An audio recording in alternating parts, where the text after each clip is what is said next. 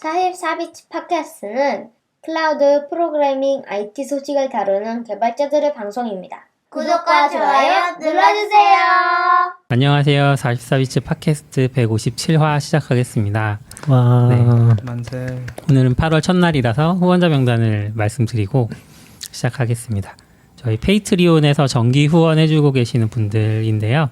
김재현님, 이승규님, 박현우님, 전찬주님, 최준호님, 변정훈님, 박재권님, DG님, 서지연님, 지훈님, 강성진님, 홍반장님, 윤상현님, 박스텀프님, 변용훈님, 이범재님, 황지민님, 한종원님, 최승우님, 이성환님, 이민성님, 애쉬팔사님, 알프레덕님, 다니엘리님이 후원해주고 계십니다. 고맙습니다. 네, 다들 이렇게 매달 초에 하는 게 7월에 후원하시는 네. 분 목록인 거죠? 다들 그냥 현재 감사드립니다. 현재 유지 중이신 분들 그냥 매월 초에 한 번씩 말씀드리고 있어요. 후원은 페이트리온 통해서도 해주실 수 있고 저희 44비치 팟캐스트 홈페이지 들어오시면 그 페이지에도 카카오페이 등으로 안내가 또 되어 있어요. 그래서 일시 후원, 정기 후원 다 해주실 수 있으니까요. 네, 마음에 드셨다면 후원해 주시면 좋겠습니다. 그렇긴 한데 CP님이 이제 뭐라고 하지? 여기를 개편하면서 일시 후원은 사라졌어요. 아, 사라졌어요? 정기 후원만 하시라고. 그러면은 그거 개츠비니까 바로 지금 커밋해서 올려주시면 돼요. 아, 그 정도가 있나요? 후원은 페이트론 아니에요? 정기 후원은 페이트리온이고 일회성 후원도 카카오페이 있었어요. 등도 열어놨었어요. 그리고 팟빵으로 해주셨던 분도 있고. 네. 요즘은 팟빵은 후원이 업로드를 아니라 안 해서 그런 거 아니에요, 우리가? 업로드 하고 있잖아요. 아, 하고 있어요? CP님이 오디오 클립까지 하고 계시던데. 오, 대단한데요? 네. 저희가 팟빵은- 이렇게 잘 모릅니다. 네. 그리고 지금 페이트리온 가니까 최신 글이 페이트리온 피드 업로드 중지합니다. 근데 좀 약간 후원하러 온 입장에서 좀 그런가요? 혼란을 주는 거 같아요. 이제 약간 그것도 좀 고민을 하고 있어요. 요즘에 다시 조금 더 이제 삶의 재미를 만들어 보려고 삶의 재미까지는 아니고 44비치 다시 한번 조금 키워보자. 네. 라고 해서 주말에 이번 딱 한 주 동안에 이제 뉴스레터도 쓰고 이제 트위터도 올리고 뉴스레터가 블로그도 빨리 올려드리고 몇 달 만에 올라온 것 같네 라고 생각했는데 연도를 보니까 2년이 넘었더라고요. 그래서 굉장히 자연스러운 그쵸. 저희가 뉴스레터를 블로그 사이에 그 폼에 끼워 넣었었거든요. 네. 그래서 블로그는 검색으로 유입이 돼 있다 보니까 뭐 도커 글이나 이제 펌포즈 글이나 그런 것들 있잖아요. 그래서 꾸준히 늘고 있긴 해요. 거의 한 달에 4-50명씩. 그래서 거의 지금 몇 명? 한 2,000명 정도? 1,800명. 그러면은 우리 그걸로 안 되는 거 아니에요? 메일침프로 쓰나요? 메일침프로 되는데? 만 명까지 되나요? 몰라요. 메일침프에 그 기준이 뭔지 잘 모르겠어요. 뉴스레터가 2,000명이나 있다고요? 네. 왜요? 그러니까 저희가 보면은 팟캐스트는 뭔가 매체의 특성인지 아니면 시간대 문제인지 많이 모르세요. 근데 네. 블로그는 엄청 많이 보시더라고요. 블로그도 글 그렇게 많이 쓰진 않잖아요. 최근에는 그렇죠. 그렇죠. 네. 근데 약간 그게 있죠. 뭐라고 스테디셀러 같은 거 있어서. 도커 검색하면 일단 44비치를 다 아시고 그래서 제 감사하게 뉴스레터는 70명인가 있는데 아싸님 개인 70명이요? 그거밖에 안 돼요? 저 뉴스레터 만든 지 얼마 안 되기도 했고. 근데 저희는 약간 저희가 썼다고 해야 되나? 그런 건지 모르겠는데 아무튼 그 블로그 중간에 폼이 있어요. 거기로 다 유입이 되는 거예요. 블로그 중간에 폼을 박아서 모든 글 중간에 이제 5,000명 이상이 같이 보고 있습니다. 그런 식으로. 왜냐면 5,000명은 거기도 5,000명은 뉴스레터는 아니고 이제 뭐 블로그 구독이랑 뭐 이것저것 트위터 다 합쳐가지고 5,000명은 되지 않나 이제 약간 그런 컨텍스트. 그렇게 작년인가 재작년에 넣었는데 그런 식으로 그때 한참 사람들이 또 많이 하더라고요. 따라서 이제 넣어봤었죠. 70명은 아니네요. 150명 있네요. 아마 왜 이렇게 많지? 아웃사이드는 좀 그런 식으로 해보시면 빨리 늘 수 있지 않을까. 그것도 많이 보시잖아요. 그거 계속 올리시잖아요. 그 기술 뉴스요? 네, 네, 그렇죠. 거기에 폼 있어도 많이 구독하지 않을까요? 근데 이거 컨텍스는 잘 모르겠네요. 컨텍스 기준으로 되는 건가? 뭐 돈 나오면 낙교님이 내겠죠. 제가 가입을 하진 않았으니까. 풀이 기능 차이인 것 같긴 한데 네, 기능 차이인 것 같아요. 일단 지금은 옛날에 모르겠는데 그래서 아직 뭐 잘 되고 있습니다. 네, 다행입니다. 네. 뉴스레터 구독하셨던 분들은 갑자기 처음 본 뉴스레터 와서 깜짝 놀라셨을 때 맞아요. 이번 주에 깜짝 이걸 놀라서 나한테 왔지? 내가 언제 신청했지? 막 보네. 네, 그래서 깜짝 놀라서 언스크라이브 누르신 분이 몇 분 있어요. 네, 이번 주에 갑자기 발행하신 이유가 있나요? 갑자기 발행했다기보다 너굴님도 글 써주셨잖아요. 네. 플라이.io 플라이.io 이상하다. 플라이.io 플라이.io 써주셔가지고 그것도 있었고 지난주에 이제 팟캐스트도 나름 뭐 인기 있었던 거고 시즌이 나오셔서 그래서 그런 거 겸사겸사해서 쓸 거리들이 있으니까 한번 올려봤는데 평소에 쓸 거리가 없어요 사실.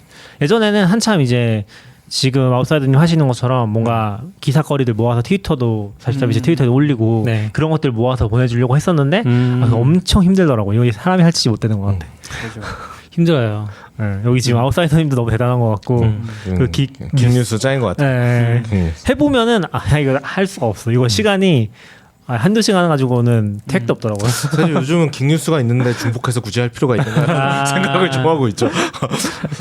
그래서 그런 거에 대한 노력이 굉장히 많이 드는 것 같고 모르겠네요. 그러니까 요즘에 이쪽 뉴스레터가 작년에 한동안 뉴스레터 시대라고도 했었잖아요. 그쵸.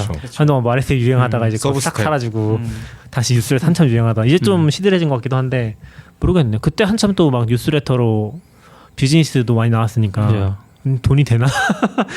저는 사실 결국은 좀 다 어렵고 거기서 보이긴 했는데. 탈피해서 자체 플랫폼이나 앱을 만들더라고요. 유닉도 지금 앱 만들고 그 안에서 또 구독하는 모델 만들고. 뉴닉 말씀하신 거죠? 네. 네. 어렵긴 한것 거기도 같아요. 각 기업가 점점 높을걸요? 네. 유닉이 따라한 거 뭐지? 모닝브루? 부르 모닝. 네네 그 해외에 있는 거죠.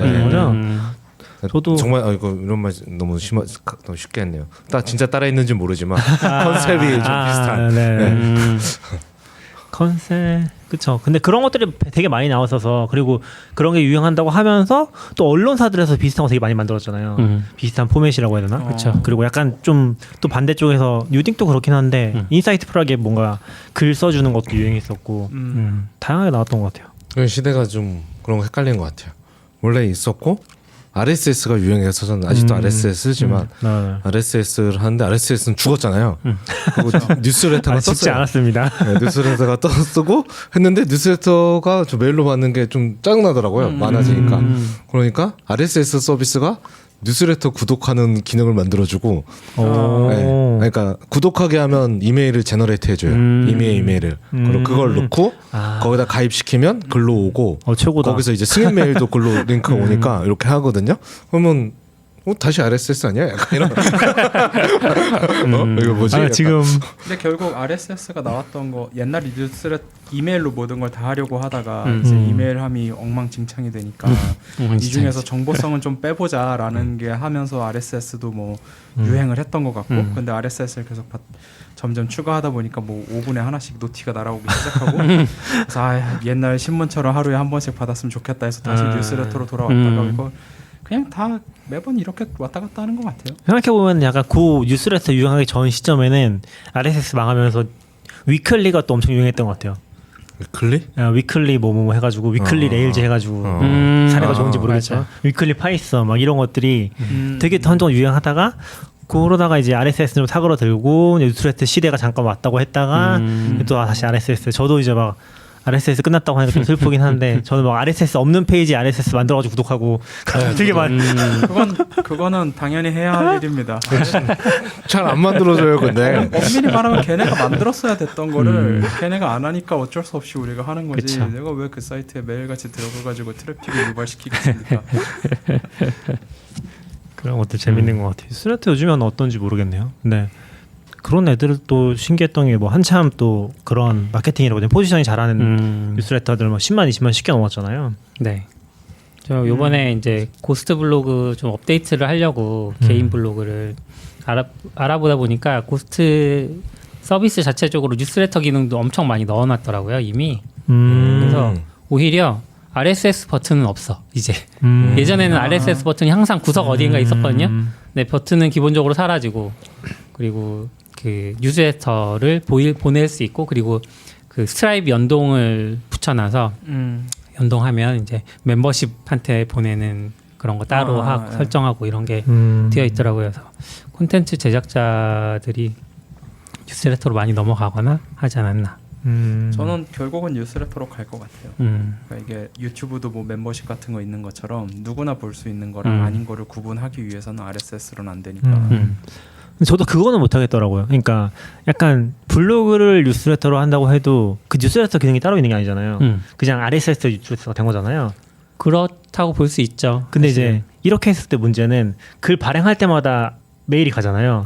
되게 뭔가 뭐라고 해야 되지? 되게 사람 짜증나게 하는 그런 느낌이 조금 있긴 하죠. 그래서 그렇게까지 못 하겠더라고요. 그래서 이제 뭔가 위클리나 격주나 이제 약간 그런 일간지나 느낌으로. 주간지처럼 한꺼번에 보내줘야지. 그냥 색을 우리가 그러니까 블로그 글이 뭐 속보성이 있는 것도 아닌데 그때 뭐 전달하는 게 저는 되게 의미 없는 거라고 생각해요. 사실 그런 걸 좀 잘 쓰면은 잘 쓰면 또 이상 잘 쓰면 그냥 RSS 리더 같긴 한데 그렇죠. 그 뭐지? 맞아요. 저도 구글 지메일 잘 활용을 그렇게 많이 하고 있지는 않은데 뭐 개인적으로 막 메일을 주고받지는 않으니까. 근데 지메일에도 자동 분류 같은 기능을 쓰면은 어쨌건 뉴스레터 몰아놓으면은 나한테 알람이 안 오긴 하거든요. 그걸 또 보는데 그렇게 하면 이게 RSS랑 다른 게 뭐지? 약간 그런 느낌도 들고. RSS랑 다른 점은 잊어버린다는 거, 없다는 것조차. 그렇죠. 그리고 막 나중에 보면은 뭐 예를 들어서 그 예전에 그 메일 그룹이 아니라 유저 그룹인가? 유저 그룹. 그런 거 많이 맨날 썼잖아요. 얘기하시는 거죠? 메일링 리스트. 네, 메일링 메일링 리스트. 리스트. 그럼 구독해 놓으면은 아 관심 있어서 구독 한번 해보자 해가지고 해놓으면은 한 10만 개쯤 쌓여 있어. 근데 그런 것도 항상 있었죠. 그 비구독 구독 해제를 하진 않았던 것 같아요. 일금절이라고. 그 구독 해제하는 방법이 이제부터 열심히 봐야지 그러거나. 근데 그 구독 해제하는 방법이 거기 메일을 써야 돼. 언스크라이브 골뱅이 어디에다가 메일을 보내야지 언스크라이브 되거든요. 내가 차단하거나 차단하면 계속 보내겠죠? 네. 어렵네요. 최승훈 구시대 네. 이제 RSS인 거죠. 최승우님이 정보가 너무 많다 보니까 적당히 전제된 뉴스레터가 더 괜찮더라. 맞아요. 다이제스트 느낌으로 얘기도 해주셨는데 그렇기도 하고 이제 그런 게 또 너무 많아져서 다이제스트를 다이제스트하는 경우도 생기고. 옛날엔 그런 걸 신문사나 언론사가 좀 했었는데 이제는 개인이 다 그죠. 언론이 사실 우리도 지금 그러고 있고 이걸 또 정리해주는 무언가가 또 필요할 수도 있고 또 우리 같은 사람들이 또 뭐 어디서 기사 가져와가지고 하는 경우도 있고 뭐 그런 거 보면 또 그런 얘기 지금 최승호님 얘기한 거 보니까 생각이 났었는데 옛날에 일본 사이트들 보면은 마토메 사이트라는 게 있었거든요. 마토메가 이제 모은다는 뜻이에요. 네. 그러면은 거기서는 이 하루 동안이나 뭐 며칠 동안에 올라왔던 재미있는 글들만 모아서 뭐 재미있거나 특정 분야 정보들만 모아서 그걸 올리는 건데 그런 사이트들이 인기가 엄청 많았어요. 한동안 엄청 많았고 그리고 또 이제 더 웃긴 거는 그 마토메 사이트를 모은 메타 마토메 사이트라고 해야 되나?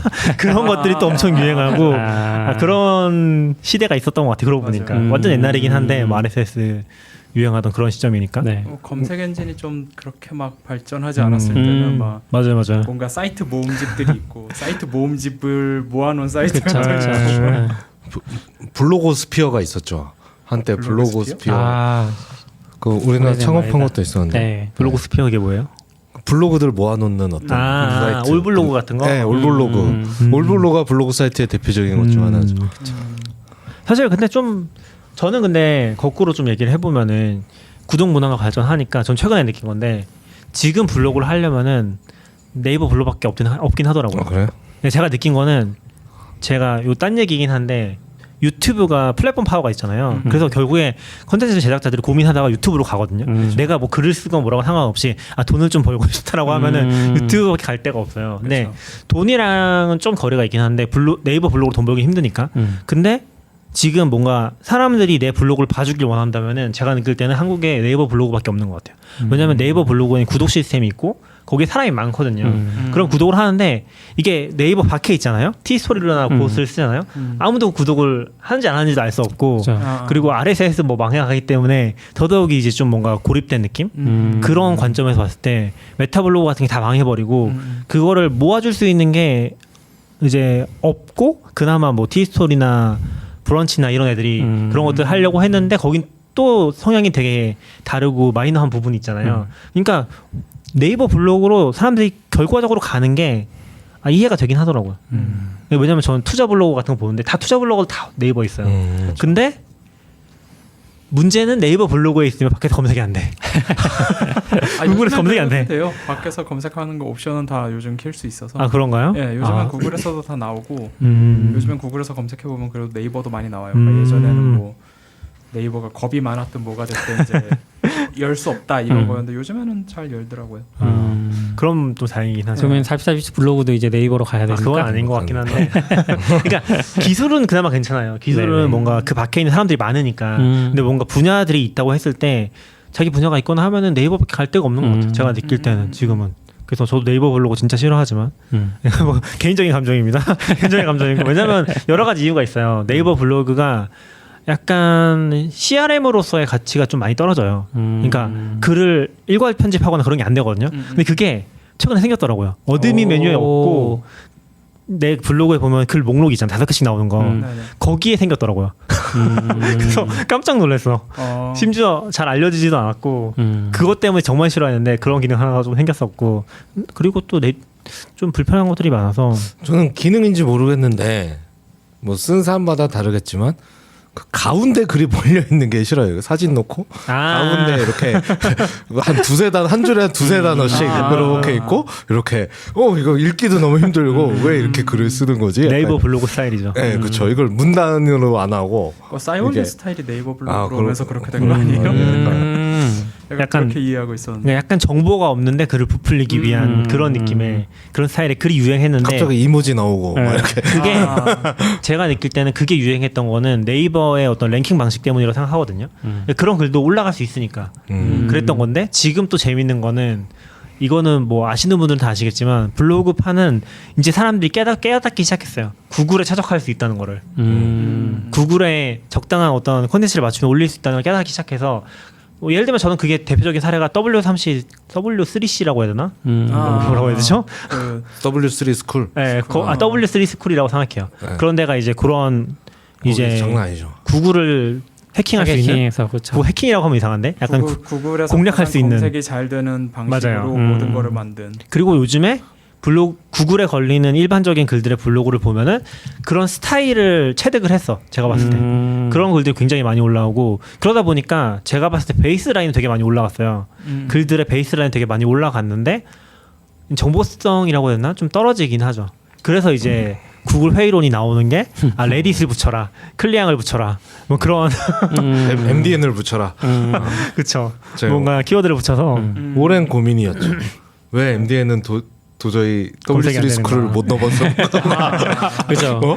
이렇게 질적으로 훨씬 이렇게 문서가 훌륭한데. 좋고 네. 압도하고 있는데 근데 그거는 도대체 이걸 왜? 그거는 약간 좀 다른 주제라고 생각되는데 예를 들어 벽돌책이라고 소위 부르는 거 두꺼운 책들 네. 무슨 뭐 펀더멘탈 뭐 이런 거 음. 아주 좋은 책이죠. 하지만 사고 나서 과연 우리가 평생 몇 권의 펀더멘탈 책을 읽느냐를 생각해 보면 좋은 글이 반드시 많이 읽히는 건 아니고 검색 엔진은 기본적으로 당신이 읽을 것 같은 거를 알려주는 게 주 목적이라고 한다면 지금 검색 엔진들은 되게 괜찮게 동작을 하고 있는 것 같기는 해요. 그러니까 저는 냠냠님 얘기가 되게 좋은 포인트라고 생각을 하는 게 이게 구글이 제일 중요하게 생각하는 게 유튜브도 그렇지만 결국에는 이 사람이 그 글을 클릭할지 실제로 거기 후킹이 될지랑 후킹이 돼서 그 글을 실제로 몇 분 동안 볼지 그 영상을 몇 분 동안 볼지 이게 진짜 중요한 요소로 알고 있긴 하거든요. 그래서 그게 떨어지면 결국에 밑으로 밀려나는 거고 물론 그 전에는 위에 올라가기 위해서 약간 페이지 랭크 같은 것들이 동작하고 있긴 한데 그런 관점에서 봤을 때 MDN 글을 읽기 쉽진 않죠. MDN 글을 읽기 쉽진 않죠. 그 좋은 글이라는 건 알겠는데 내가 진지하게 이거 읽고 싶은 너무 이렇게까지 거의 스펙 문서 보는 듯한 느낌으로 보진 않으니까 보통. 최승우님이 예전에 키워드 베이스로 44비치 개편하신 것도 그런 맥락에서이냐고 물어보셨어요. 그렇죠. 저는 그런 컨셉팅에서 그래서 잡은 키워드가 몇 개 있지 않아요? 맞아요. 데이터독도 제일 위에 나왔었어요. 한글로 검색했을 때. 한글로 검색했을 때. 아직도 그럽니까? 몰라요. 지금 제가 관심이 좀 떨어져서 한 1, 2년째 방치 중이라서. 그렇죠. 그리고 한참 키워드 글을 많이 올렸는데. 지금도 제일 위에 있네요. 오. 이걸 해보고 싶었던 게 그때 유행했던 클럽하우스 또 이런 거 해보려고 열심히 썼는데 올라가진 않더라고요. 그런 게 있었지. 그런 게 있었죠. 매화 한 번씩 거론되는 것 같은데 클럽하우스. 그만큼 영향력이 컸다는 거겠죠. 네. 지금 저도 그때 진짜 이해를 못했거든요. 말로 하는 SNS가 대체 무슨 의미가 있지? 이게 내가 나이가 들어서 그런가 하면서 하고 1시간 써보고 내가 할 SNS 워낙 SNS도 안 하지만 그렇죠. 와 이건 못 하겠는데 그런데 결국은 사라졌죠. 역사의 뒤안길로 쓸쓸하게. 완전히 망했나요? 우리나라에서만 그런지 잘 모르겠어요. 네. 근데 아니요 망했어요. 뭐 그래요? 망한 건 아닌데 거의 안 되는 걸로 알고 주요 멤버들도 나간 걸로 알고 있는데 그래서 지금 엄청 쪼그라든 걸로 알고 있어요. 근데 지금도 하는 사람은 하더라고요. 그거 다 하는 사람은 하죠. 싸이월드도 하던 사람들도 있었고 물론 이제 서비스 내리기 전까지는 다 하는데, 그러니까 그걸 하는 사람들이 잘못됐다는 게 아니라 이게 좋아하는 사람들은 할 텐데 이 SNS는 기본적으로 대세라는 게 돼야 되고 모두가 그걸 편애해야 되잖아요. 트위터가 150자만 써도 된다는 게 처음에는 강력한 셀링 포인트였다가 이제 글도 150자밖에 못 쓰는 사람들만 쓰는 그런 게 된 것처럼 클럽하우스도 뭔가 말을 하고 오디오로 하는 거에 익숙한 사람들이 많아야 되는데 그게 좀 많이 이게 가능할까라는, 약간 모두가 또 방송을 하는 건데 그냥 화면이 없는 것뿐이라서 이런 게 잘 될까? 거기다가 실시간 유튜브처럼 다시 듣기도 아니고 내가 듣고 싶을 때 듣는 것도 아니라면 저는 그 다시 듣기 안 되는 포인트 때문에 오히려 빠르게 성장했다 빠르게 사라진 게 아닌가라는 생각도 하거든요. 그러니까 지금 저 얘기를 지금 내가 클럽하우스에 들어가지 않으면 못 들으니까 그렇죠. 이제 했다가 사람들이 금방 피로감을 느꼈을 것 같아요. 저도 피로감을 느꼈거든요. 이거 뭐 녹음본이라도 줘야. 근데 맞아, 이제 맞아. 오히려 스페이스는 녹음본도 있고 하니까 조금 더 편안한 마음이 생기고. 트위터 스페이스. 네. 저는 그 클럽하우스 같은 경우에 초반에 재밌긴 했었어요. 그러니까 약간 재밌었죠. 뭐 약간 업계 사람들도 많이 왔었고 그때 또 IT 쪽이었으니까 투자 얘기나 막 이런 거 되게 막 편하게들 하니까 되게 그리고 평소에 볼 수 없었던 사람들이 막 등장했죠. 그죠. 네. 네. 다들 그때 한참 핫했으니까 그런 것도 있었죠. 한몫했죠. 연예인도 있고 뭐 정치인도 있고 막. 그냥 뭐 전혀 모르던 옛날 처음에 채팅방 같은 느낌도 있었어요. 뭐 20대 모여요, 뭐 이런. 그런데 제가 20대는 아니라서 안 들어갔지만. 근데 그런 방들을 그런 보면서. 것도 있고 약간은 그렇게 연예인이나 그런 사람들이 좀 인기몰이를 맞아요, 하기도 맞아요. 했는데 또 한편으로는 약간 라떼는 마리아 분위기로 너무 가서 그러니까 또 모든 방송이 뭔가 조언과 멘토링과 막 이렇게 막 가면서 약간은 조금 좀 한국에서만 잘 안 됐어요. 조금 다 이? 하면서 다 이렇게 약간 나가기 시작했던 것 같고 약간 이런 근데 약간 초반에 그 분위기를 느낄 수 있었던 건 좋았던 것 같아요. 아 그렇죠. 근데 이제 그렇죠. 거기까지 좋았고 그 다음은 잘 모르겠고 이제 내가 안 했으니까 그런 궁금함은 있어요. 코로나가 아니었어도 떴을까 이렇게 약간 좀 반갑긴 했거든요. 그냥 혼자만 있다가 약간 사람 만나는 느낌. 맞아 사람 만나는 느낌. 저는 비슷한 관점에서 여전히 트위터가 좀 못한다고 생각하는 게 트위터 스페이스 다시 듣기를 하려고 한번 했었거든요. 다시 듣기가 있다는 얘기를 하셔서 다시 듣기를 찾는 게 너무 힘들어. 그러니까 트위터 스페이스를 올린 그 트윗을 찾으면은 다시 들을 수 있긴 하거든요. 근데 예를 들면 그 계정에 요 스페이스만 볼 수 있는 그런 기능이 없는 걸로 알고 있어요. 근데 최근에 모르겠네요. 제가 필터 중에서 아무도 그런 트위터 검색 필터를 아무도 안 쓴다고 생각하지만 저는 필터 중에서 오디오 스페이스만 검색하는 게 있었던 것 같긴 해요. 생겼다고 들었던 것 같은데 그거랑 이제 그 만든 사람 조합을 하면은 그럼 나올 수도 있긴 하겠네요. 근데 찾기가 좀 힘들었다 생각보다. 트위터는 원래 옛날 거 찾는 게 어렵잖아요. 그 컨셉이긴 한데 트위터 스페이스는 약간 좀 컨텐츠 아카이빙이라는 관점에서 네네네. 보면은 그렇기는 하지만 조금 아쉽죠. 애초에 트위터가 결국 검색이 안 되는 이유가 아직까지도 안 되는 걸 보면 해결 불가능한 지점이 있으니까일 것 같고, 그럼 그냥 뭐 트위터에 쓰는 건 다 유적 발굴단이 뒤져야 돼.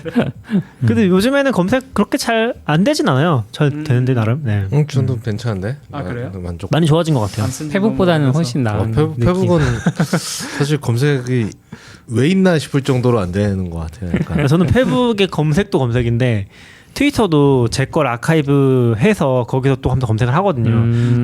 페북은 그것도 안 되잖아요. 그러니까 사실 내가 무슨 얘기를 했는지조차 파악하기가 힘들어. 아카이빙해서 네, 그런 것조차 잘 안 되니까 유럽에서 강제하니까 지금은 되나? 잘 모르겠네요. 근데 진짜 페이스북은 딱 보면 내 개인 정보는 페이스북은 이렇게 생각하는 거예요. 네가 뭘 쓰든 이건 내 거야라고 생각하는 거예요.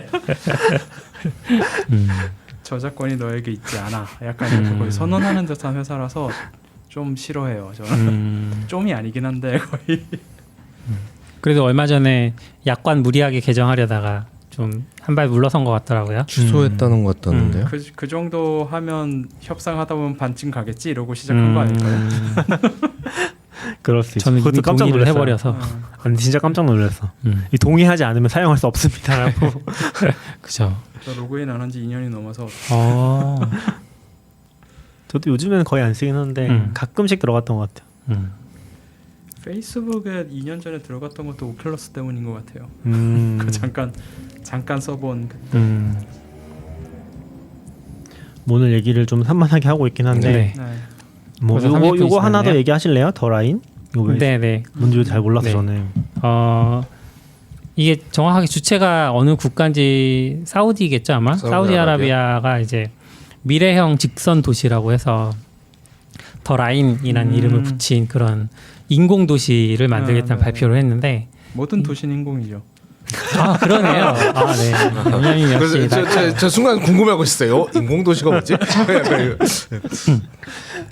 어떻게 보면 이제 일반적인 도시는 사람들이 뭔가 입지가 좋은 곳에 아름아름 모여 살다가 그게 점점 발전을 하면서 건물이 올라가고 이런 식으로 이제 도시라는 이름이 붙는데 네네. 여긴 처음부터 아무것도 없는 허허벌판에 건물들을 쫙 넣고 네. 그래서 사람들을 밀어넣겠다.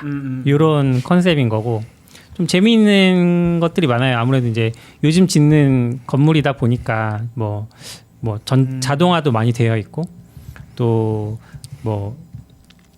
뭐라 그러지? 그 사우디아라비아 중간에 있으니까 막 냉각 시스템 같은 것들도 굉장히 중요할 거잖아요. 네. 그런 게 굉장히 100% 재생 에너지를 다 쓰고 있다거나 이런 식으로 이제 설계를 하겠다. 그리고 이게 더 라인이라는 이름처럼 굉장히 길쭉한 도시거든요. 근데 끝에서 끝까지 고속철도를 연결해 놔서 20분 만에 갈 수 있는 거리다. 뭐 이런 이게 길이가 170km더라고요. 이게 건물 폭은 200m 정도밖에 안 되는 것 같은데 그냥 약간 영상 봤을 때는 약간 뭐야 만리장성이야 이런 느낌으로 그냥 이렇게 진짜 170km면 엄청 길잖아요. 그죠 길죠. 네.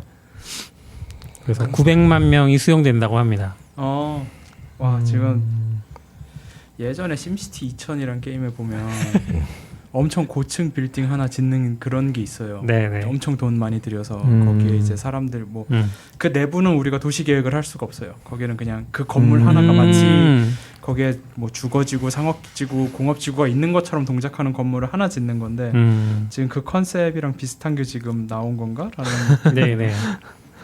근데 이게 위치가 굉장히 좋다고 하더라고요. 제가 이제 저도 위치가 궁금해서 구글어스를 실행해서 이제 위치를 보고 있는데 사우디아라비아의 북서쪽 국경 근처거든요. 네네. 그냥 더 라인이라고 검색하시면 안 되고 네옴 사우디아라비아 이렇게 검색하셔야 돼요. NEOM 검색하시면 되는데 북서쪽에 국경을 넘으면 뭐가 있냐면 이스라엘이 있고 요르단이 있어요. 북쪽으로 넘어가면. 네네. 그리고 거기서 좀 왼쪽으로 가면 이집트가 나와요.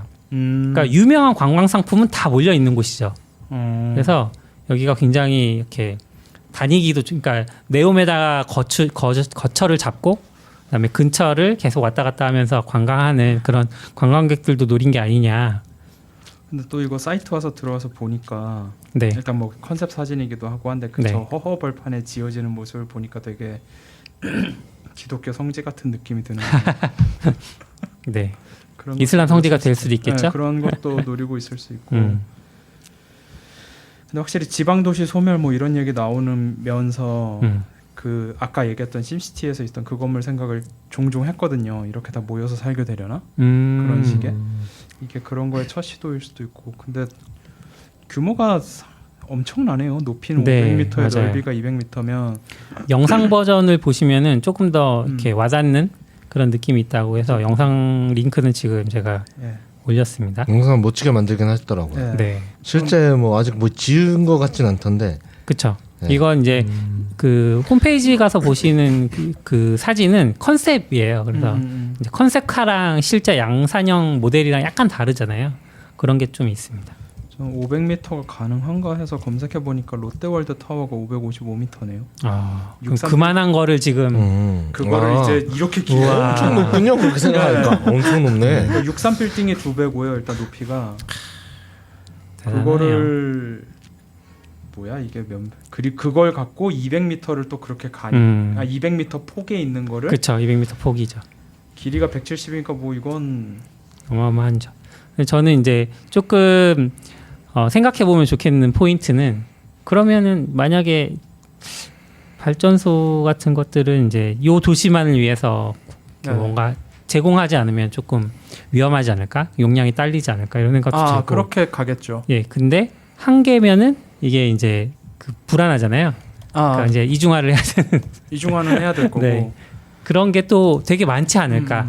근데 이런 도시가 만들어지면 이 도시의 오염이 이 도시가 일으키는 오염이 진짜 그렇죠, 그렇죠. 무궁무진할 거라서 900만 명이면은 발전소도 이 도시에서 한참 떨어진 곳에 지어야 되고 그 말은 이제 발전소를 관리하는 사람들은 모노레일 같은 거 타고 이제 출퇴근을 하든지 뭐 가서 뭐 상주하다가 돌아오든지 뭐 이런 거를 하면서 뭐 그런 형태를 띠게 되겠죠 결국은. 아니면 이제 이 도시와 상관없이 발전소 노동자들은 별개의 도시에서 출퇴근을 할 텐데. 그거는 이제 뭐 그런 거는 뭐 그쵸 미래 사회에 될 것 같죠. 네. 그러면 이제 약간 계급이 나오겠죠. 계급으로 분리되는 도시가 되는 거잖아요. 네네. 그 일본 만화 중에 그런 비슷한 만화가 총몽? 있어요. 총몽. 네. 그러니까 저 여기 위쪽에는 있는 사람들은 좋은 잘 분들이 살고, 살고, 네, 아래쪽엔 또 이렇게 하층 계급이 살고 그런 도시가 되어버리면 좀 약간 그런 느낌이 들 것 같아요. 일단 네. 900만 명이면 사우디의 엘프로들이 모인 게 아닐까 싶기도 하고. 서울이잖아요. 그럼 900만 명이면 걔네들 서울이잖아요, 서울이잖아. 지금. 그렇죠. 서울 인구인 거고. 그러니까 전 세계에서 잘 사는 사람들이 다 모인다 뭐 이렇게 생각할 수 있는데 보면 여기서 서비스나 뭐 이런 것도 다 있어야 되니까 머리도 잘라야 되고 하는데 뭐 연봉이 30억인 헤어 디자이너가 있을 리는 없을 것 같고 그러면 제 이제 아는 분이 중동에서 계시는데 그분한테 얘기를 들어보니까 중동은 이미 그 계급 사회래요. 네네. 그러니까 그게 뭐 그 이슬람 사회라서 계급 사회가 아니라 그 나라 시민들은 1등 계급인 거죠. 그리고 그 밑에 그 사람들과 그 뭔가 상거래를 하거나 이제 그런 무역을 하는 약간 부자인 외국인들이 있고 제일 밑에는 이제 노동 계급. 그래서 편의점 그리고 서비스 네. 뭐 이렇게 식당 종업원 이런 사람들은 전부 다 외국인이라고 하더라고요. 왜냐하면 그 나라에서는 그럼 교육을 받을 필요가 없잖아요. 우리 여기서 살 기회가 있는 거네요. 그런 노동을 할 마음을 먹는다면 네. 이미 계급 사회이기 때문에 더 라인이라는 곳이 이제 더 그런 걸 부추길 수도 있겠다. 그런 거는 분명히 가능할 것 같아요. 이미 익숙한 계급 사회니까. 네. 근데 라인은 저는 이게 그냥 저도 인터넷에서 그냥 영상만 봐서 사이트는 유튜브에서 봤던 것 같은데 이 사이트는 처음 보는데 네. 여기 라인만 있는 게 아니네요. 여기 네네 세 군데 리전과 하면 하겠다.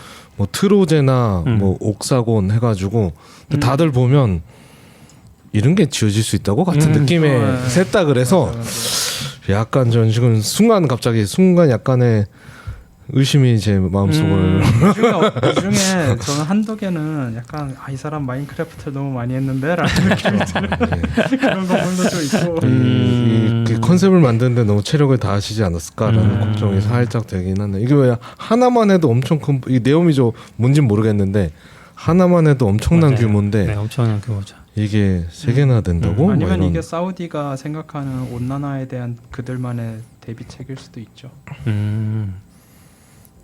뭐 나라에서 한다면 그럴 수 있죠. 거기 뭐죠? 두바이 같은데 보면 그 지구본인가? 랑 그 섬 같은 거 해놓은 거 있잖아요. 몰라요. 네, 네. 그 이름 뭐죠? 이름은 모르겠어요. 그게 두 개였는데 하나는 완성 못하고 하나만 하지 않았나요? 지구본은 네. 못하고 선인장 같은 거 했나? 이름을 선인장 같은 건 완공됐던 것 같아요. 그게 약간 이렇게 뭐지?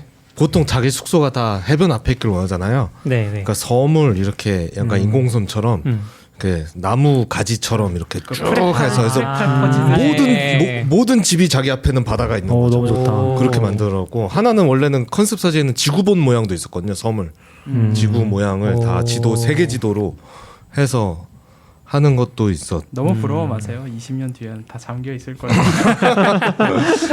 네, 저도 지금 살짝 이거 보면서 느낀 건데 일단 뭐 말도 안 되는 생각하고 있구나라는 생각밖에 별로 안 들고요. 너무 뭔가 아까 얘기하신 마인크래프트를 많이 했거나 너무 갔거나 라는 생각이 저는 먼저 드는 것 같아요. 이게 얼마나 공식적으로 발표된 건지 모르겠는데 여기 지금 기크뉴스에도 살짝 써 있는 게 2030년까지 1조 달러로 만들겠다고 하는데 제가 봤을 때 말도 안 되는 것 같긴 하거든요. 이 규모를 생각했을 때 규모가 1조 달러로 만들 수 있는 거. 저도 1조 달러는 이거 말도 안 되는 것 같고 그리고 지금 원자재 가격 올라가는 거 생각했을 때 얘네가 이걸 짓는다고 모든 원자재를 이제 끌어들이기 시작하면은 그렇죠. 이거 뭐 말도 안 될 것 같은 생각이 들긴 하거든요. 그거 있잖아요. 도쿄를 다 팔면 뉴욕 산다 뭐 이런 얘기 있었는데 미국을 다 산다였나? 그거에 대해서 그런 얘기 당연히 있었죠. 말이 안 되는 게 도쿄를 팔기 시작하면 떨어지는데 가격이. 그래서 약간 너무 뭔가 이게 그리고 저는 약간 그런 생각이 들었어요. 그걸 떠나서 이게 왜 이렇게 지으려고 하는 거지? 이게 사막이라서 사막이라는 환경이 안 되니까 이렇게 뭔가 인간에게 어울리는 그런 환경을 만들겠다는 인공적으로 조성하겠다는 그런 의미에서 이렇게 짓는 건가? 그걸 잘 모르겠어요. 그 직선이라는 게 그렇게 효율적인가? 그러게요. 일단 뭐 컨셉상으로는 걸어서 20분 안에 필요한 모든 시설이 다 있다 뭐 이런 거니까 그렇죠. 내가 있는 곳 결국 그렇기 때문에 높이는 500m에 폭이 200이 된 걸 거예요. 그 안에 다 있어야 되니까.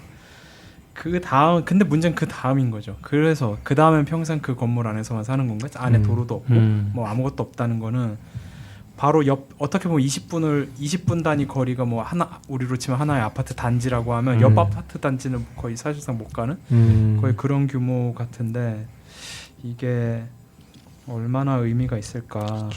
결국은 온난화가 해결될 때까지 우린 여기서 생존하다가 나가겠다 이런 느낌이 좀 더 저는 더 강하게 드네요. 그러니까 오히려 사우디가 돈이 많잖아요. 많죠. 약간 좀 뭐가 이건 돈을 잘 번다기보다 그러니까 잉여한 돈이 많잖아요. 네. 그러다 보니까 이런 상상까지 하게 되는 건가? 라는 생각도 들긴 하네요. 근데 이거 진행하는 사람들 뭐 디자이너 뭐 이런 사람들 몇 면을 보면은 사우디 사람 같진 않아요. 그냥 약간 그거 트루블러드였나? 그러니까 돈이 진짜 많으니까 네, 이런 사람들 그렇죠. 데려다가 네, 좀 그런 느낌이 좀 돈만 낼 수도 있죠. 뭐. 그래서 그 약간 그 피로 뭐 했던 그분 있잖아요. 그 사기로. 엘리자베스 홈스. 네. 약간 이거 그거의 건설 버전인가라는. 그렇게까지. 지금 느낌은 그러니까 이게 사실 심시티에서 나왔던 게 거의 다 됐어요. 근데 그 도시만큼은 이제 그냥 안 됐거든요. 불가능하니까 애초에 심시티가 대부분 도시 계획이고 뭐 그런 거니까 웬만한 거는 그냥 그거대로 할 수 있는데 그런 상상이 있었는데 그게 점점 말이 안 되는 약간 그런 게 되면서 나중 버전에서는 그런 건물이 나오지도 않았고 결과적으로는 그리고 그걸 하기에는 도시가 너무 복잡하고 사람들의 욕구나 이런 것도 너무 복잡해서 그런 식의 게 애초에 안 되는 것 같은 그런 얘기가 있었는데 지금 갑자기 엄청 거대하게 이게 진짜 사람들이 원하는 거 맞아라는 느낌이 들 정도의 오묘한 무언가가 나오니까 이거는 그냥 저 라인을 그대로 탁 띄워서 우주에서 다른 행성들 때 필요한 걸 지금 만드는 것 같은데 그 뭐 딴 얘기긴 한데 북한에도 엄청 높은 건물이 있다면서요. 류경 빌딩? 네 맞아요. 네. 류경 빌딩 혹시 아시나요? 피라미드 모양. 네. 그게 높아요 그게? 엄청 높게 만들어서 이렇게 롯데타워보다 낮을 텐데 그걸 지을 때는 아마 훨씬 제일 높았을 거예요. 아 그래요? 한반도에서. 근데 그게 완공이 못했죠. 맞아요. 완공이 안 됐어요. 맞아요. 봤어요. 거기 안에 완전 그냥 폐허라고. 네. 근데 뭐 페어래요. 그럼 겉에서 이제 뭐 LED 같은 거 띄우는 네, 거 그런 것만 하고 실제 건물은 완공도 안 됐고 101층짜리라고. 거기서 아무도 살 수도 없고. 그럼 그냥 전광판 만든 거네. 그렇죠. 그래서 약간 이게 돈이 아무리 많다고 해서 시작해도 약간 스케일을 생각했을 때 삐끗하면은 그렇죠. 쉽지 않죠. 반쪽짜리가 되거나 진짜. 그리고 그거 있잖아요. 승우님이 이제 사우디 쪽 왕자들이 심시티를 재밌게 했나 보다 하시는데 그냥 사실 제가 재밌게 한 거였고. 네, 그거 있잖아요. 그 고층 건물의 저주라고. 그게 뭐예요? 그러니까 롯데 같은 경우도 롯데타워 완공하고서 롯데가 되게 힘들어졌거든요. 그게 이제 큰 건물을 지으면 그 기업이 엄청 힘들어진다. 약간 그런 거예요. 그래서 그거에 대해서 근데 그게 꽤 빈번하게 그게 발생했어요. 그러니까 고층 건물은 자주 짓지도 않는데 지은 회사들은 다 힘들어지는. 그래서 그거에 대해서 되게 제가 이제 대학 때 배웠던 가장 유력한 설이 그거였거든요. 그 고층 건물을 언제 기획할까? 이 회사가 돈을 참 잘 제일 벌 때. 많을 때. 그리고 짓기 시작해요. 그거 한 못해도 5년에서 10년 그쵸. 가요. 그 사이에 여기에 한번. 계속 돈을 쓰니까 투자도 못해. 뭐 별걸 그렇게 많이 못하는 상황에서 5, 6년을 어떻게 보면 약간 그 회사는 제자리 걸음 비슷하게 할 수밖에 없는 상황이 오는 거죠. 그러다가 그리고 보통 10년 주기로 뭐 작은 불경기도 오고 그것들이 겹쳐지면 가장 높은 건물을 딱 지었을 때 일단 그 기업은 당연히 힘들어지는 거고 심지어 보통 그게 그 10년 주기의 그 호경기 불경기하고도 좀 엮인대요. 그러니까 호경기일 때 모든 기업이 잘 됐을 거 아니에요. 그쵸, 그중에서 어떤 회사가 이제 되게 큰 건물을 세우는 거죠. 음. 완공될 때쯤엔 이제 모두가 같이 침체기 속으로 들어가니까 모두가 힘들어지고 뭐 그런 건데 지금 사우디가 요즘 돈을 잘 벌고 있고 유가도 오르고 유가도 오르고 아 그러네. 유가 오를 때 딱 맞춰서 다시 막 한참 바닥 찍다가 지금 러시아랑 뭐 하여간 그 그지 같은 전쟁하면서 막 난리통에 돈도 많이 버니까 그런 건가 싶기도 하네요. 뭐 아무튼 저희가 정치적인 의견을 가지고 얘기하는 건 아니고 그냥 호기심 관점에서 봤을 때 이게 진짜 잘 될 수 있을까 하는 생각이 좀 들긴 하는 것 같아요. 잘 지어지면 뭐 기회 되면 관광 한번 가고 그렇죠. 아니면 넷플릭스 다큐 같은 걸로 맞아 저런 거 있었는데 약간 이런 거 보다가 저 5년 전에 우리 이거 얘기한 적 있는데 맞아. 누가 미래형 만리장성 막 이랬는데 이게 약간 10년 후를 봐야 될 것 같아요. 10년 후에 이게 진짜 어디까지 됐을까? 아니면 10년 너무 짧은데 이런 스케일을 10년 안에 하는 거는 약간 우리나라 재건축도 10년 걸리는데. 그러게요. 그럼 이걸 10년 만에 짓는데요? 예, 지금 아까 뉴스에 잠깐 보니까 2030년까지 10년도 아니네. 그걸 어떻게? 2030년까지 근데 뭐 1조 그 달러로. 인근에 있는 건설업자들은 지금 총동원 된 것 같긴 해요. 아 진짜요? 네, 제가 아는 분도 중동 건설 현장에 계시는데 진짜로 하고 있는 자기네 거예요? 장비 렌탈 다 거기로 갔다고 지금. 그럼 이제 다른 데가 건물을 못 지어서 가격이 오르겠네. 그럴 수 있죠. 아 필요한 건물들도 있을 테니까. 재밌는 얘기네요. 이게 약간 우리 인프라도 그런데 인프라도 뭐 다들 하시니까 인프라도 그런데 이 항상 어떤 오퍼레이션 하면은 부작용이 발생을 하잖아요. 그쵸. 경제도 되게 그런 게 재밌는 것 같아요. 약간 아무도 상상하지 못했는데 나는 이걸 했을 뿐인데 뭔가 여기서 뭐 물이 새고 있고. 그 옛날에 미국에서 바이오 디젤 한다고 이제 옥수수 가지고 연구 막 시작했을 때 돼지고기 값이 올랐잖아요. 아, 그래요? 사료가 비싸져가지고 바이오 디젤로 써야 되니까. 근데 요즘은 저는 그런 얘기 별로 못 들어봤는데 몇 년 전만 해도 예를 들어 뭐 삼성이나 SK에서 차세대 프로젝트 발주하면 뭐 개발자 요즘 시장에 씨가 말랐다 뭐 이런 얘기 많이 다 SI 개발자 다 글로 그쵸. 프리랜서 다 끌려 들어가서 그런데 뭐 딴 데는 일을 못 하고 막 그랬었죠. 요즘도 그러나 모르겠네요. 요즘도 그럴 것 같아요. 뭐 초대형 프로젝트. 요즘 당근이 많이 데려가던데. 내가 너무 힘든데. 그래도 당근은 양반이죠. 그렇죠. 당근은 아직 규모가 작아서. 두나문 가면 그런 데도 있어. 그렇죠. 그런 데들은 이제 1,000명, 2,000명 금방 넘어가니까 저희는 아직 500도 안 됐을 거예요. 부산에선 육각형 모양의 인공섬 계획이 있대요. 네. 요즘에 뭔가 건축이 핫하거든요. 부산이 그 스마트 시티 중에 하나일 거예요. 우리나라에서 이제 육성하는 스마트 시티가 세종이랑 부산이 있는데 제가 알기로는 근데 그 부산이 그거의 일환으로 이제 인공섬 도시 계획까지 발표했었어요. 이거는 온난화 시대에 할 만하네요. 그래요? 그러니까 뜨는 거겠죠 이대로. 네, 그러니까 맞아요. 떠 있는 거죠. 밑까지 메꾸는 건 너무 어려우니까 부유하는 도시인 것 같아요. 근데 이게 괜찮아요? 괜찮은 거죠. 자연재. 아니요, 그러니까 이런 거는 저는 이 말밖에 할 수 없는 쓰나미? 거예요. 지어봐야 알아요. 저는 지어봐야 안다고 생각해요. 그러니까 지금 한강에 있는 많은 뭐 세빛둥둥 성도 네. 그런 걸 지을 수 있었던 건 그 전에 거기 유람선 식당들 이런 것들이 이제 거기서 우리가 뭐 배 같은 거 뭐 뜨개도 해보고 뭐 이런 그러니까 홍수가 나도 쓸려가지 않게 하는 그런 게 이제 쌓이니까 결국 만들 수 있었던 거였을 거잖아요. 그럼 이게 이 기술력 이 정도까지 기술력을 만들 저는 이제 그런 지식은 하나도 없으니까 모르겠지만 그게 있다고 하면 만들 수는 있겠죠. 문제는 이제 지금까지 우리가 이런 걸 대부분 바다에 지었는데 해양 플랜트 같은 거 몇 개 제외하면 다 강에다가 지었는데 이번에 처음 이렇게 바다에다가 지어보면 또 많이 다를 거잖아요. 뭐 거기 뭐 소금도 있고 뭐 아니 갑자기 멸치들이 막 튀어 올라가지고 도로를 점거할 수도 있는 거예요. 그럴 수도 진짜. 있죠. 그리고 부산은 해변에 있는 아파트들이 비싸거든요. 근데 이게 소금기 머금은 바닷바람을 계속 맞아서 엄청 빨리 부식이 된대요. 절대로 그런 아파트에 들어가지 마라 이런 조언을 해주더라고요. 부산에 있는 사람들은.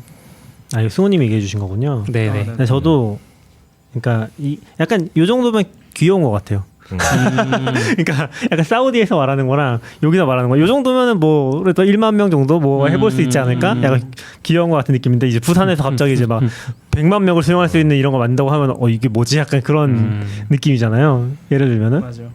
그런 거 아닐까? 근데 좀 저도 지켜보고 싶긴 하네요. 20년 후에 진짜 어디까지 뭔가 실제로 하고 있다고 하니까 어디까지 결과물이 나올지. 여기도 2030년 완공이네요. 아 그래요? 부산도 그럼 조금 더 현실성 있어 보이잖아요. 이거는 될 것 같아요. 아 근데 약간 라인 영상 보다 와서 그런지 네네. 아 그래도 홍보 이미지라도 좀 신경 써서 만들지 이게 뭐야 약간 지금 이런 우리는 생각이 약간 라인을 보다 와서 이거 될 것 같은데 하고 있는 거예요. 어떤 걸 보고 계시는 아, 그렇지, 그렇지. 사실 저는 근데 다 나오는 부산 이미지가 좀 인공섬 별로긴 도시계획을 하던데. 예전에 봤을 때 그냥. 이걸 부산에 이게 뭐지? 약간 이런 느낌. 실현 가능성이 별로 없다고 생각했는데 아직도 그 생각은 들어요. 이게 도시인가? 음. 그러니까 이게 그래도 도시하면 그래도 10만 명 이상이 거주하고 뭐 이런 어떤 우리 한국에서 조건이 몇 개 있잖아요. 도시가 된다는. 이건 도시인가?라는 그 의문도 하나 있긴 있네요. 근데 조감도 보면 위는 전부 다 태양광으로 다 때웠고 그다음에 이제 조감도도 있어요? 아니 조감 그냥 컨셉 사진 하나가 그 건물 위가 전부 다 그건데 지금 제일 궁금한 게 이제 파도가 이렇게 쳤을 그렇죠, 때 그렇죠. 파도물이 넘어오지 않으면서 출렁이면 멀미가 나요. 멀미가 지금 정확하게 이게 어떤 형태로 그죠? 가능한 건지 잘 모르겠네요. 근데 세빛둥둥섬도 밑에 네네. 그 앵커가 있다면서요. 아, 네네. 떠내려가면 안 되니까 거기 있는데 그러면 이제 만약에 그 둥둥섬이 뜰 수 없는 높이만큼 파도가 쳤을 때 그럼 이제 물이 그게 침수되는 물이 이렇게 그렇게 넘어오는 되겠죠. 거잖아요. 그렇겠죠. 근데 저 부산에 있는 섬도 그런 걸 고려를 해야 되니까 근데 헤비 둥섬은 강이고 그렇죠. 네. 그러니까 많이 다른 그러니까 거죠. 완전히 다르죠. 뭐 방법이 있겠죠. 또 나름 고민하고 있겠죠. 왠지 저는 잘 모르는 분야긴 한데 왠지 아키텍트 쪽, 그러니까 건축 쪽 뭔가 유튜버 같은 데 가면 이런 것도 해설하는 거 많이 있지 그러게. 않을까? 제 되게 재밌을 것 같아요. 말이 된다는 사람이 있고 말이 안 되는 사람이 있을 거야. 꿈은 야무지죠. 건축도 저는 잘은 모르지만 실제로 보면 되게 엔지니어링의 과학도 과학인데 되게 엔지니어링적으로 풀어내는 그쵸. 그런 것들이 엄청 깊은 시장인 것 같더라고요. 이쪽이 뭔가 건축이 발전하면서 온 그게 역사가 너무 길고 하니까 대부분의 엔지니어링이 이쪽에서 용어를 다 따오잖아요. 그러니까 그리고 결국 그 방식으로 만드는 게 제일 효율적이라는 걸 증명한 곳이기도 하고. 생각해보면 프로그래밍도 그렇네요. 우리도 다 이쪽에서 따왔어요. 가장 빠른 엔지니어링 기술 중에 하나인 거잖아요. 건축이라는 거는 그렇죠. 그리고 보면은 한 번에 잘 하지 않으면 큰일 나는 그런 거고. 우린 조금 실수해도 내일 다시 배포하지 뭐. 그렇죠.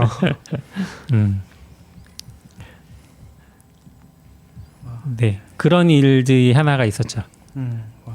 조금 실수하고 내일 다시 배포하지와 비슷한 일이 하나 있었는데 국내 커뮤니티 중에 굉장히 큰 C 모사가 네, 얼마 전에 모든 회원의 비밀번호를 초기화하는 C5사는 아니고 뭐 C5 커뮤니티가 있고. 네. 네. 근데 저도 이거 그냥 이게 말하면 안 되는 건가요? 실수였어요? 이게? 말해도 실수가 되겠죠? 아니에요. 말하면 안 된다기보다 여기 링크는 올릴 건데 약간 그냥 어쨌건 언급하기 좀 미안하니까 이게 뭐 이 커뮤니티가 잘못한 건 아닌 것 같아요. 대충 글을 읽어봤을 때 커뮤니티가 잘못한 건 아닌데 잘못했다고 해야 되나? 이건 뭐 해킹 사건 그런 건 아닌 네, 해킹 같아요. 사건 그런 건 아니고 해킹은 이거 되게 아닌 것 일반적인 얘기이긴 하거든요. 그러니까 뭐 사실만을 요약을 해보면은 사실만 요약을 한다? 어쨌건 이제 C5 커뮤니티가 국내에서 굉장히 큰 커뮤니티 중 하나인데 여기서 제가 7월 30일에 글이 올라왔더라고요. 그러니까 공지글이. 사실 저는 여기 회원 가입도 돼 있는 것 같은데 아이디도 모르거든요. 오랫동안 안 써가지고. 아무튼 근데 가끔 들어가거든요. 리스트에서 계정 못 찾는 사람 중. 찾으면 되긴 하겠죠. 이메일로 왔겠죠. 찾으면 되긴 하겠죠. 초기화하면서 이메일로 뭐 보낸 거 가입이 안 돼 있나? 잘 모르겠어. 전화번호 인증해야 되던데요? 네. 저 정말요? 어젯밤에 해봤거든요. 저는 약간 내가 여기 전화번호를 넣은 적이 있나? 생각으로 이렇게 했는데 이게 저는 되더라고요. 방금 얘기하신 것도 굉장히 중요한 포인트고 좀 안 좋은 포인트긴 한데 뭐 어쨌건 일단 뭐 요 얘기부터 해보면은 이제 여기도 되게 좋은 사이트 중에 하나예요. 이제 외국에서 요즘에 아까 잠깐 얘기했지만 구글 안티 구글 패턴이라고 해야 되나 그런 관점에서 레딧을 뒤에 붙이라고 그런 얘기를 하잖아요. 레딧에 가면은 막 진짜 사람들이 뭐 얘기하는 그런 정보들이 있으니까 네. 여기도 사실 약간 그런 느낌이 있어요. 제가 봤을 때는. 그래서 여기서도 저도 정보 많이 얻기도 하고 가끔 들어가서 보는 사이트인데. 이제 저는 이제 주로 검색으로 들어가긴 해요. 뭔가 검색했을 때 걸리면 이제 보고 그렇게 꽤 많이 걸리긴 하거든요. 근데 여기서 이제 7월 30일에 모든 회원의 비밀번호를 초기화했다는 얘기가 나오고 이게 뭐 해킹 사건인가 해서 읽어보는데 그런 건 아니었고요. 이게 되게 일반적인 케이스긴 한데, 그러니까 사람들이 내 아이디 패스워드가 어디서 털리는지 잘 모르잖아요. 네. 근데 실제로는 내 아이디 패스워드가 털리는 거는 제일 약한 고리에서 털리고 나서 거기서 얻은 정보로 대입을 하는 거거든요. 그렇겠죠. 지금 그런 네. 공격을 당하고 있는 거예요. 어딘가에서 내 아이디 패스워드, 그러니까 사람들의 아이디 패스워드 담긴 데이터베이스가 많이 털렸겠죠 아마. 굉장히 많이 털렸겠죠. 아마 그런 약한 사이트가 많으니까 털린 정보를 가지고 클리앙으로 계속 공격을 하고 있어요. 근데 이게 문제가 되는 거는 우리가 보통 같은 아이디 패스워드를 많이 쓰잖아요. 네. 그러니까 딴 데 털어서 넣어보면은 되면 오케이 그런 느낌인 거죠. 실제로 그렇게 막 당하는 사례들이 나오고 있으니까 이 운영자분들도 어떻게 할지를 고민하시다가 이런 사례가 자주 발생을 하니까 부득이하게 요 전체 초기화를 한 것 같아요. 여기까지가 이제 그런 배경이 된 거고, 어쨌건 이분들도 뭐 할 수 있는 게 없으니까 그렇게 한 것 같고, 아마 제 생각엔 최근에 다른 큰 사이트가 털렸던 것 같아요, 느낌상. 최근 정보가 여기 이제 무작위로 공격을 했을 때 통하기 시작하니까 이제 이런 식으로 대처를 한 게 아닌가라는 만약에 비슷한 생각이 일을 들더라고요. 이 커뮤니티의 주인이었다고 하면 낙교님이 어떤 식으로 대응했을 것 같아요? 잘 모르겠는데요. 그런 건 생각해보지 않았는데. 그러니까 뭔가 이 대책을 보면서 이거밖에 방법이 없어라고 고민을 하셨을 것 같거든요. 그렇긴 하죠. 이렇게 하는 게 사실 맞지는 않죠. 그러니까 모든 사람한테 원 패스워드 깔라고 할 수는 없는 노릇이니까. 클리앙이 쏩니다. 뭐 이런 거. 어느 날부터 비밀번호 30자 이상으로 바꾸라고. 근데 뭐 사실 여기서는 문제를 해결하는 게 거의 불가능하다고 저는 생각을 해요. 왜냐하면 클리앙이 이름 얘기해버렸네. 상관없어. 미안하다고 해놓고서 여기가 뭐라고 해야 되지? 사퇴하세요. 제로보드 기반 사이트죠. 시작할 때는 제로보드 일 거예요 아마 지금도. 네, 제로보드. 뜯어서 고친 거라서. XE도 아니고 제로보드일 거예요. 와. 사실 근데 지금은 이제 완전 커스텀이죠. 네, 이제 완전 커스텀이니까 이제 뭐 그럴 수 있죠. 근데 제가 봤을 때 그런 관점에서 약간 그 제로보드에서 그 약간의 커스텀 PHP 하던 분들의 성향을 생각했을 때 이거를 기술적으로 처음 조치를 해서 이렇게 발생하지 않도록 하는 건 좀 힘들지 않을까? 로그인 방식을 바꾼다든지 그런 느낌은 조금 있는 것 같아요. 그래서 저는 이런 사이트 제일 위험하다고 생각은 해요. 이 제로보드 기반의 사이트들이 제일 위험하다고 생각은 해요, 사실. 저는 이거 보면서 그 생각은 했거든요. 되게 똘똘하게 처리했다? 저는 그렇게 생각해요. 어차피 안 들어올 사람들은 안 들어올 거니까 상관없고 그냥 모두의 그거를 지킨다는 선에서, 그리고 이게 어쨌든 커뮤니티 회사고 돈이 진짜 많아봤자 정말 아무리 많이 벌어도 뭐 이런 것까지 다 대응을 할 수 있을까? 기술이 있고 없고의 문제가 아니라 이거를 완벽하게 구현하는 데까지 걸리는 시간이 있을 거고, 그 사이에 또 새로운 공격법이 나오면 또 대응해야 되고, 그러느니 그냥 저는 어떻게 보면 이런 커뮤니티 사이트들에게 되게 좋은 사례를 하나 남긴 거 아닌가 싶기는 해요. 저는 얌얌님이 되게 중요한 포인트 짚어주신 것 같은데, 제가 생각할 때 공감하는 부분은 그런 것 같아요. 여기는 사실 뭐랄까, 지금 이런 조치를 했을 때 온 타격은 방문자수가 꺾이는 거잖아요, 어떻게 보면. 그럼에도 불구하고 이렇게 했다는 거는 뭐 최선의 선택이었지 않을까? 그런 생각은 들긴 하는 것 같아요. 네. 사실 이 사이트는 아무 상관이 없으니까 안 해도 그만인 거거든요. 네 잘못이지. 그렇죠. 털린 거. 그거를 오히려 되게 책임감 있게 느껴지는 게 제가 여기 있고 오랫동안 일해서 지칠 대로 지친 사람이었으면 YD를 왜 또 이렇게 패스워드가 뭐지? 1, 2, 3, 4가 뭐야? 막 이러고 그러고 있었을 것 같아요, 저도.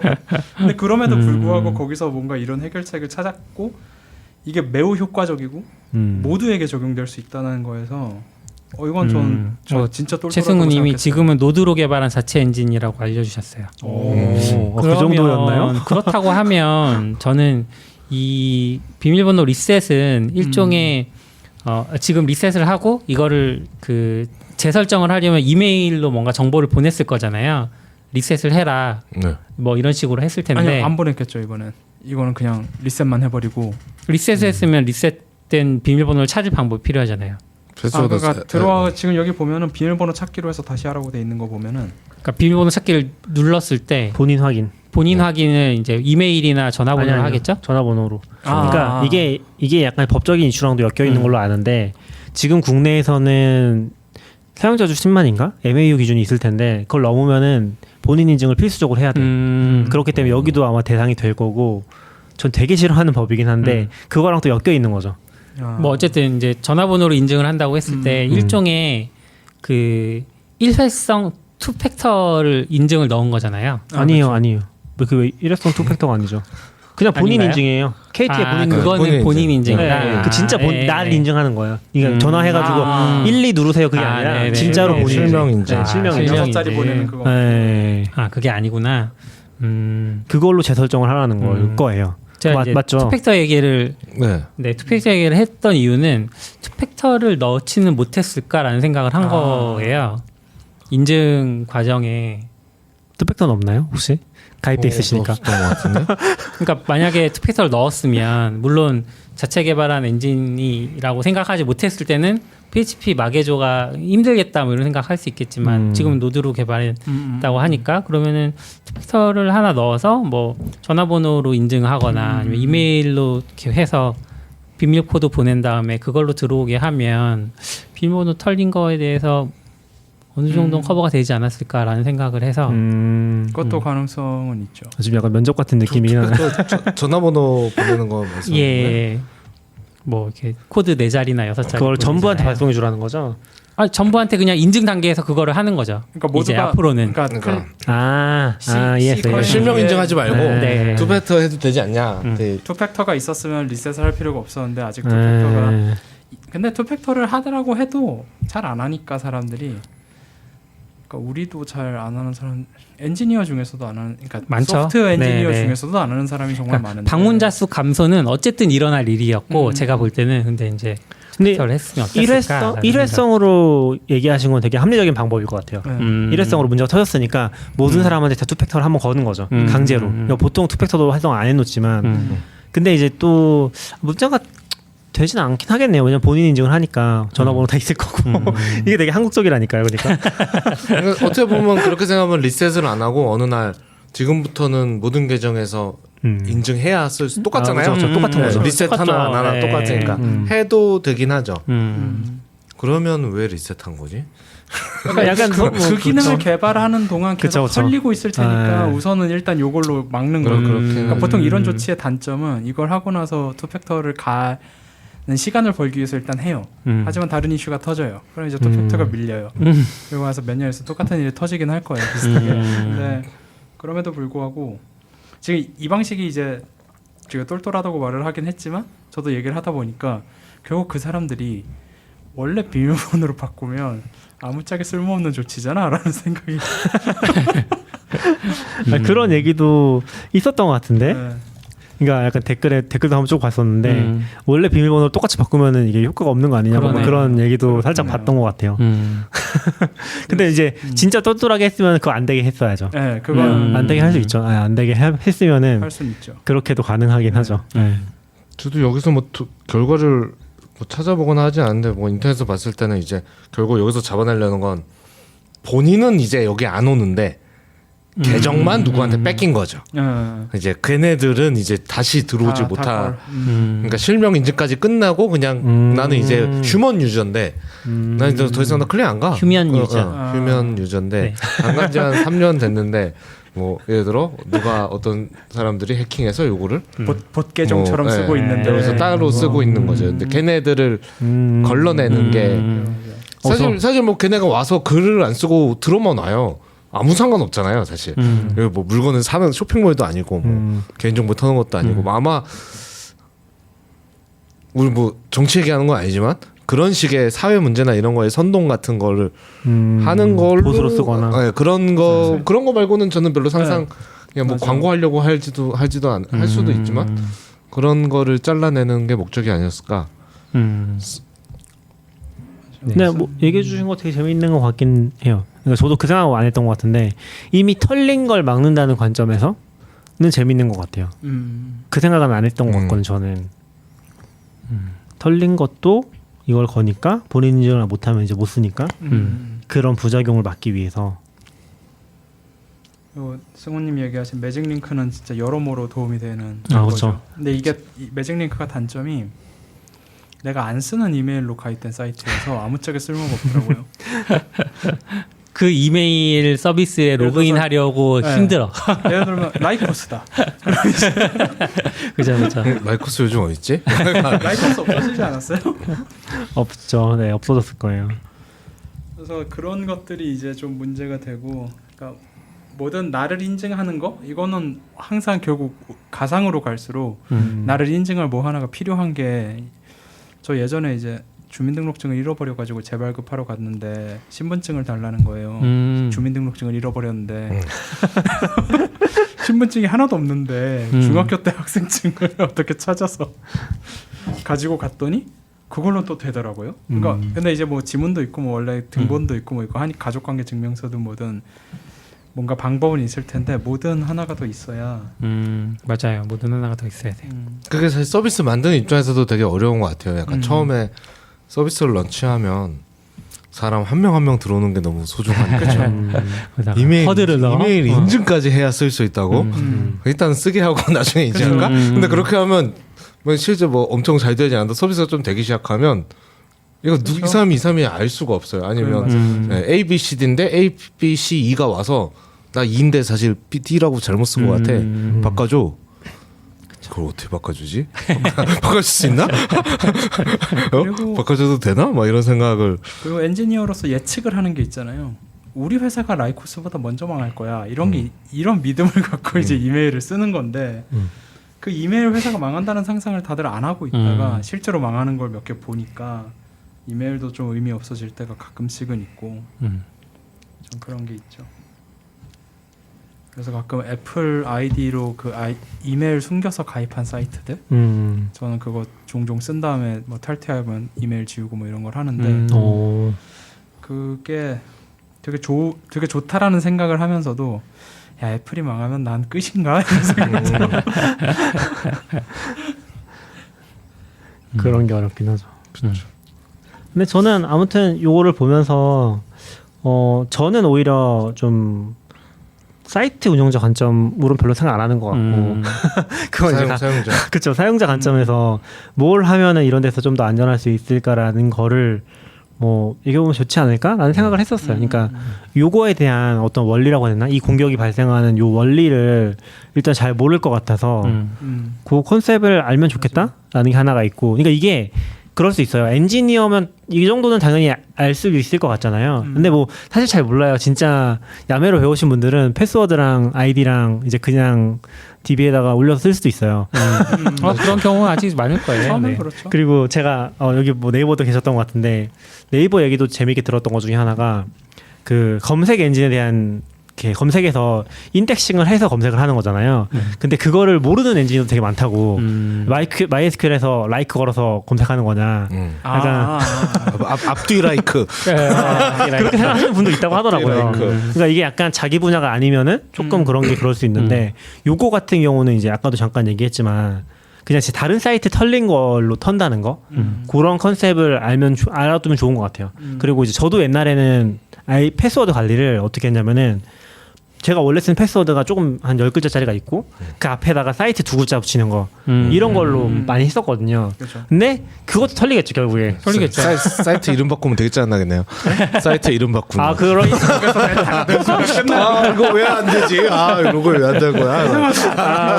맞아요. DM이 붙으니까 TA인데 저는 이제 그거랑 앞뒤에 이제 뭐 문자 정도 하나 더 붙이는 거 그 정도로 했었는데 사실 그렇게 해도 복잡도가 생각보다 별로 올라가진 않아요. 그러니까 우리가 일반적으로 쓸 수 있는 조합을 생각했을 때 내가 쓰는 비밀번호가 털렸잖아요. 그럼 그걸 알고 있고 거기에 이제 상상할 수 있는 기호랑 앞에 두 글자 정도 이런 트리밍한 조합을 생각했을 때 그게 뭐 1000개도 안 된다고 하면은 사실 넣어볼 수 있는 거죠. 물론 1000개 정도면 이제 뭐 사이트에 막힐 것 같긴 한데 여기까지 털어서 하면 더더욱 이제 그런 게 뚫리는 거고.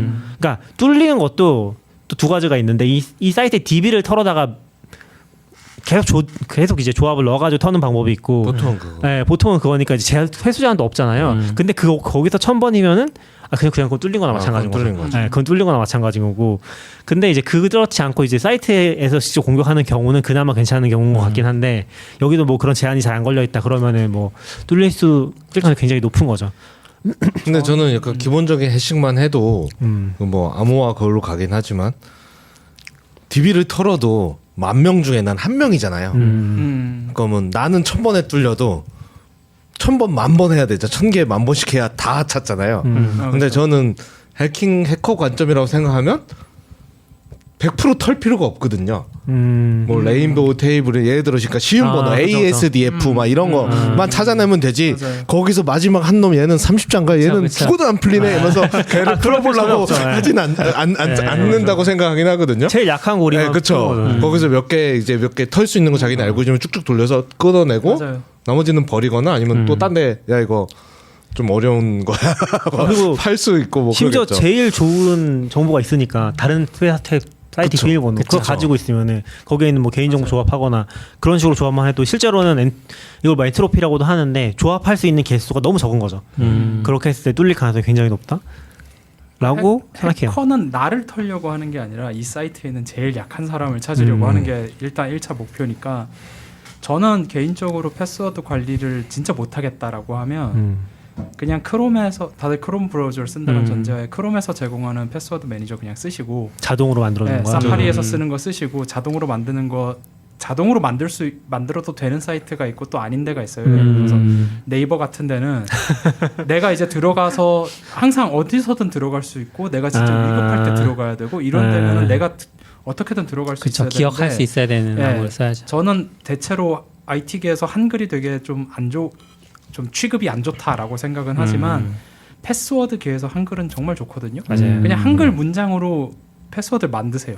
사이트마다 뭐 다르게 하는 것 정도는 문장 한 5개 정도 어디서 시집 사가지고 좋아하는 문장으로 한두 개씩 해서 그거 그냥 패스워드로 쓰면 그러면 숫자 넣으세요. 그럼 뒤에 1 넣으시고 그리고 뭐 특수문자 넣으세요. 느낌표 넣으세요. 다른 거 하지 말고 그냥 그 정도. 느낌표는 안 됩니다. 그러니까 사이트 중에 느낌이 안 되는. 제가 느낌표로 한 이유는 느낌표는 다 돼요. 퍼센트나 샵은 안 돼도 느낌표는 다 될 거예요. 느낌표 어떤 되죠? 네, 그러니까 그냥 그렇게 해서 그런 사이트 한 2-3개만 남겨놓고 나머지는 다 그냥 자동 관리로 가는 게 거의 제일 좋다고 생각해요. 그리고 한글이 된 소리나 뭐 이런 거 할 때마다 쉬프트를 또 써야 되고 막 하니까 맞아요. 아주 괜찮습니다. 좋은 방법인 것 같아요. 최승우님이 애플도 있고 뭐 MS도 맞아. 있을 텐데 이제 아이디 패스워드 필요 없는 FIDO 그 무슨 표준을 패스키 좀 뭐 이런 이름으로 피도는 있죠. 피도는 있고 전 사실 그 글 봐도 이해는 못했는데 네. 피도는 지금도 있고 이제 패스워드 리스 뭐 해가지고 하겠다는데 이게 어떻게 하겠다는 저도 건지 이해는 안 가져요. 네, 근데 그럴 것 그런 같지는. 컨셉은 모든 사이트에 쓸 수 있는 방식인 거예요? 지금 이게 표준으로 이제 올라왔고 그래서 표준이 되면. MS, 애플 뭐 하지만 페이스북 이렇게 흔히 빠지지 않는 기업들 있잖아요. 네, 그런 네. 쪽 얘기 나올 때마다 그쪽이 이제 다 일로 넘어가겠다 하는 중이기는 해요. 시모 커뮤니티는 아닌 거죠? 네? 예를 들면 시모 커뮤니티에서 그런 걸 쓸 수 있는 거예요? 시모? 아 그거 여기서 문제가 안 되죠. 그러니까요. 저는 네, 이제 안 어차피 되죠. 이제 그게 네. 일단은 대부분이 PC를 가지고 있다고 생각했을 때 그러니까 아마 생체 인증일 텐데 패스워드 그거밖에 없잖아요. 기계가 없잖아요. 나중에 또 미래가 되면 모르겠는데 뭐 지문 인식이든 얼굴 인식이든 맥은 지문인 이젠 다 되니까 뭐. 근데 그 없는데. 사이트에서 지원해줘야 되는 게 아니냐는 거죠. 그쵸 사이트에 주네. 근데 지금도 보면은 지문 인식을 하면 저장되어 있는 비밀번호가 들어가는 방식이긴 그쵸. 하니까 그렇게 하면 할 수 있죠. 뭔가 다른 뭐가 있는 것 같은데 저도 그냥 이런 새로운 암호 관리 체계구나까지만 읽고 그냥 뭔지 아예 체크를 안 해봤거든요. 근데 거기서 구현은 아마 해야 되겠죠. 구현 안 되고 될 리는 없으니까. 근데 막 전에 구글 글 봤을 때는 일단은 최초에 한번 세팅은 해야 되지만 하면 내가 폰이 있으면 새 컴퓨터에서도 로그인을 할 수 있고 한 번 로그인하고 나면 내 폰이 뭐 그런 식이었던 건 없어도 되면 뭐야 약간 이런 기분이긴 했는데 이게 도대체 뭐 어떻게 맥 뺏기면 끝인 거죠. 그래 맥 뚫린 거 뺏기면. 아니야? 약간 이런 생각도 그런 살짝 느낌이죠. 들었지만 어쨌거나 뭐 그런 식의 막 된다고 돼 있어서 사실 뭐 폰으로 이렇게 하면 제일 걱정되는 거는 그러니까 저는 지금은 이제 폰도 쓰고 패드도 쓰고 이렇게 장비가 맥도 여러 대고 하니까 지금은 없는데 옛날에는 막 이렇게 편하다가 갑자기 폰이 부셔지거나 잊어버리면 맞아요. 이제 인증을 못하네? 네. 갑자기 이런 때가 맞아요. 갑자기 패닉이 올 때가 있거든요. 네. 네. 그래서 여러 대 있으면 다행이다. 여기도 있네. 뭐 이렇게 되는데 그 이제 그런 거가 했는데 거기 설명에는 새 폰을 교체해도 뭐 된다 뭐 이런 식으로 돼 있는데 이제 모든 사람이 디바이스 두세 개씩 가지고 있는 건 아니니까. 그렇죠. 네. 사실 그게 제일 문제죠. 디바이스 하나가 모든 거를 열어줄 수 있다라는 건 요거 하나 없어지면 난 이제 존재하지 않는 사람이 될 수 있는 그런 게 되니까. 저도 브라우저의 그 패스워드 제한 같은 게 크롬 같은 데 들어간 거 전 너무 좋은 거 네. 같다고 생각하고 또 요즘은 또 PC보다는 좀 모바일이니까 아이폰 같은 거 아이폰에도 다 네, 키체인 맞아요. 있잖아요. 저도 옛날에는 부모님 몇 개 계정 같은 거는 제가 관리를 하고 있었거든요. 맞아요. 왜냐하면 로그인을 내가 해드려서 뭘 해드려야 되니까 맨날 내가 리셋하고 적어놓고 근데 나도 까먹죠. 내가 쓰는 계정이 아니니까. 근데 몇 년 전부터 저희 부모님이 다 아이폰을 쓰셔서 그걸 다 이제 키체인을 알려드리고 할 때마다 최대한 저장해 놓으니까 처음엔 안 그랬는데 한 이제 몇 년 지나니까 이제 좀 편한 것 같아요. 폰에서도 로그인할 때 여기 다 있네. 맞아요. 여기 다 있네. 아니면 한번 리셋할 때 세이브 해드리면 다음에 제가 와서도 편하니까 사실 그거만 돼도 훨씬 편한 것 같아요. 그 아이클라우드 키체인에는 2FA도 추가됐어요. 그래요? 그냥 원 패스워드처럼 쓰는데 거의 지장 없는. 오. 다만 이제 원 패스워드만큼 잘 돼 사이트 인식이 좀 원 패스워드만큼 잘 돼 있지 않아서 그렇지 쓰는 데는 지장 없는. 그렇죠. 좋은 정보가 많이 나오네요. 수첩에 막 패스워드 있어. 사이트랑 패스워드. 맞아. 야 이게 몇 그쵸. 페이지 패스워드 이러면서 아버지 이거 비밀번호 뭐예요? 막 그러면 수첩을 막 하고 야 이거 먼저 애플? 입력해봐. 아니요 이거 그거 아니고요. 애플닷컴 말가 애플 사이트에 설명하기 힘들어, 이거. 아이클라우드 네. 계정이 따로 있는데 그거 말고 막 이러고. 그거 얘기하시니까 넘긴다고 얘기하시니까 그거 생각나네요. 옛날에 심시티 2000에서 그 정품 인증할 때 네. 매뉴얼에서 뜨거든요. 몇 페이지 몇 번째 몇 번째 정말요? 단어를 쓰십시오. 페르시아 문자도 그런 식이었어요. 매뉴얼 몇 페이지에 몇 번째 줄에 있는 몇 번째 단어의 첫 글자가 떠 있는 물약을 마셔야 돼요. 어렵다. 그렇네요. 그러면 매뉴얼을 다 넣진 않았고 실제로 패스워드를 하면 100개에서 200개 글자였던 것 같아요. 그러면 로컬라이제이션 할 때는 그것도 바꾸나요? 근데 저는 그게 너무 아니요, 신기해요. 그때 당시에는 한글 게임이라는 게 존재하지 않았고. 그러니까 메뉴에도 영문으로 줘요? 심시티는 한글이었어요. 심시티 2000 한글이었고. 심시티는 모르겠는데 그때 페르시아 왕자는 페르시아 왕자는 한국에 일단 수입도 아마 안 됐던 걸로 기억하고 84년인가 6년인가 그때 게임이니까. 저는 지금도 신기한 게 그 로컬라이제이션 돼 있었어요. 그러니까 야 이 페이지 아닌데 약간 이런 되게 당황스럽잖아요. 근데 아마 그렇게 했겠죠. 그냥 해시로 한 100개 정도 만들어 놓고 직접 썼겠죠. 매뉴얼 뽑은 다음에 그냥 해시로 이렇게 해가지고 하지 않았을까요? 그 전체를 넣은 건 아니고. 불법 복제 방지로 그런 거 되게 많이 했죠. 아무튼 갑자기 그게 생각이 났어요. 넘기면서 막 써놓고 사든다고 하시니까. 그때는 진짜 그러시네요. 지금은 사실 그냥 트위터에 3페이지 두 번째 뭐예요? 그러면 아마 뭐예요 많이 해줄 텐데 인터넷이 없던 시절. 그때는 심지어 그때는 한국에서는 복사기도 흔치 않아가지고 매뉴얼 복사도 못해서 그때 되게 힘들었어요. 뭔가 그런 그렇죠. 불법 복제가 돌긴 돌았는데 그런 게 있으면 어떻게 잘 못하는? 맞아요. 지금 약간 제 생각에는 아웃사이더님은 지금 해도 될 것 같은데 지금 심시티 2000 하려고 하는데 요거 물어보시면 사람들이 막 써줄 것 같아요. 그렇죠. 써줄 거예요. 근데 진짜 지금 생각하면 그런 게 뭐가 안전이야 할 텐데 그 당시에는 내 주위에 친구가 없으면 그쵸. 못하는 거잖아요. 그리고 그때 매뉴얼 중에서 그 패스워드만 따로 있는 이제 그런 게임들도 있었고 그건 또 이제 복사 방지를 또 하려고 마젠타색으로 쫙 처리해버려가지고 맞아요. 복사하면 아무것도 안 나오고 이런 처리도 해놓고. 생각해 보니까 그런 게임들은 전부 다 아주 대중적인 게임이 될 거라고 기대를 안 했나 봐요. 심시티는 대중적이지 아주 않았나요? 대중적인 게임이라고 하면 내 친구가 그 암호를 알고 있을 확률이 굉장히 높아지는 거잖아요. 그렇죠. 근데 그때는 기본적으로 복사를 할 거라는 전제고 하지만 이 매뉴얼을 가지고 있지 않으면 그렇죠. 그 순간은 못 해야 된다. 이 정도에서 이제 만족했던 거겠죠. 그렇죠. 그때 당시에 10만 장만 팔려도 대박이었어요. 그냥 옆집에 정품 사용자 있으면 어쩔 수 없다 같은 느낌 아니었어요? 그 정도는 어쩔 수 없지. 어떻게 그것까지 잡니? 그래서 그 플스 3 처음 이제 나왔을 플스 4 처음 나왔을 때 친구와 게임을 공유하는 방법 하면서 이제 디스크를 옆에 주는 그런 광고가 나고 액박이 그거 맡겼다고 중고거래 맡겼다고 했을 때 그거에 대한 반대 광고를 플스가 했던 건데 소니가 그런 그냥 약간 그런 패키지는 그런 거를 일단 허용하는 분위기 속에서 불법 복제가 이제 최소한 자기들끼리 거래는 막을 수 없던 시절이었던 거죠. 지금도 되게 이게 좀 딴 데로 흐르긴 하는데 지금도 되게 저 이번 최근에 플레이스테이션을 샀거든요. 5요? 5. 근데 플레이스테이션 사면서도 얘네는 진짜 저는 근데 닌텐도나 소니의 게임을 보면 게임은 진짜 잘 만든다 생각이 들거든요. 어떻게 이런 걸 만들지라는 생각이 너무 드는데 근데 얘네는 플레이스테이션을 디스크 에디션이나 디지털 에디션으로 만들어놨어. 그걸 보면서 그게 무슨 말이에요? 뭘 하고 싶은 거 그 이해 안 되시죠? ODD를 넣을 수 있는 버전이 있고요. ODD라 하면 광학 그 디스크를 넣을 수 있는 블루레이를 넣을 수 네네. 있는 버전이 있고 그 드라이브가 없는 애가 있어요. 그러니까 무조건 다운로드를 받아야만 게임을 할 수 있는. 네. 근데 참고로 ODD는 그냥 이거를 내가 샀다는 걸 인증하기 위한 거고 실제로 다운로드 받아서 돌아가거든요. 거기 안 들어 있어요. 많은 경우는 들어있는 다운로드 거 아니에요? 받아서 하기도 하는데 게임 자체를 사면 이제 그걸 넣어서 하는 경우도 있어요. 넣으라는 거 그러니까 약간 그게 넣어놓고 게임을 하는 거죠. 그게 약간 그게 정품 인증 같은 느낌인 거예요? 느낌이 드는 거. 이게 차이가 뭐냐면 예를 들어서 제가 디스크 버전을 샀어요. 그럼 그걸로 설치를 했으면 얘를 실행하려면 디스크를 꼭 넣어야 돼요. 나는 이걸로 했다라는 거예요. 근데 디지털 버전을 샀으면 그게 없어도 되는 거죠. 근데 여기서 중요한 차이가 뭐냐면 이거 약간 전자책에서도 비슷한 건데 저는 책을 종이로 사면 중고로 팔 수 있어요. 맞아요. 근데 전자책은 사면 중고로 못 팔잖아요. 저것 때문에 디스크 그런 게임은 거예요. 사면 중고로 팔 수 있어요. 그러니까 디스크를 넣어야만 돌아가게 하는 거예요. 그래서 저는 거기서 소니가 진짜 얘네는 아직 멀었구나라고 느낀 게 뭐냐면 디지털 에디션만 만들어야지. 아니요. 그거는 안 됩니다. 그거는 제가 강력하게 반대하는 게 일단 재미없는 게임을 샀으면 다시 팔아야 되고요. 그리고 저도 동의해요. 블루레이로 영화를 보려면 디스크 에디션이 있어야 돼요.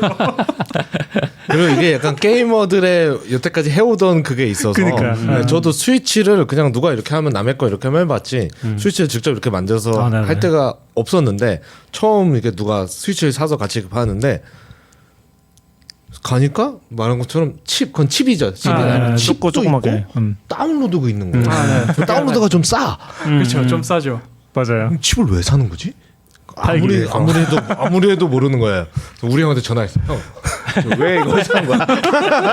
이걸 사야 될 이유가 도대체 뭐가 있는 거지?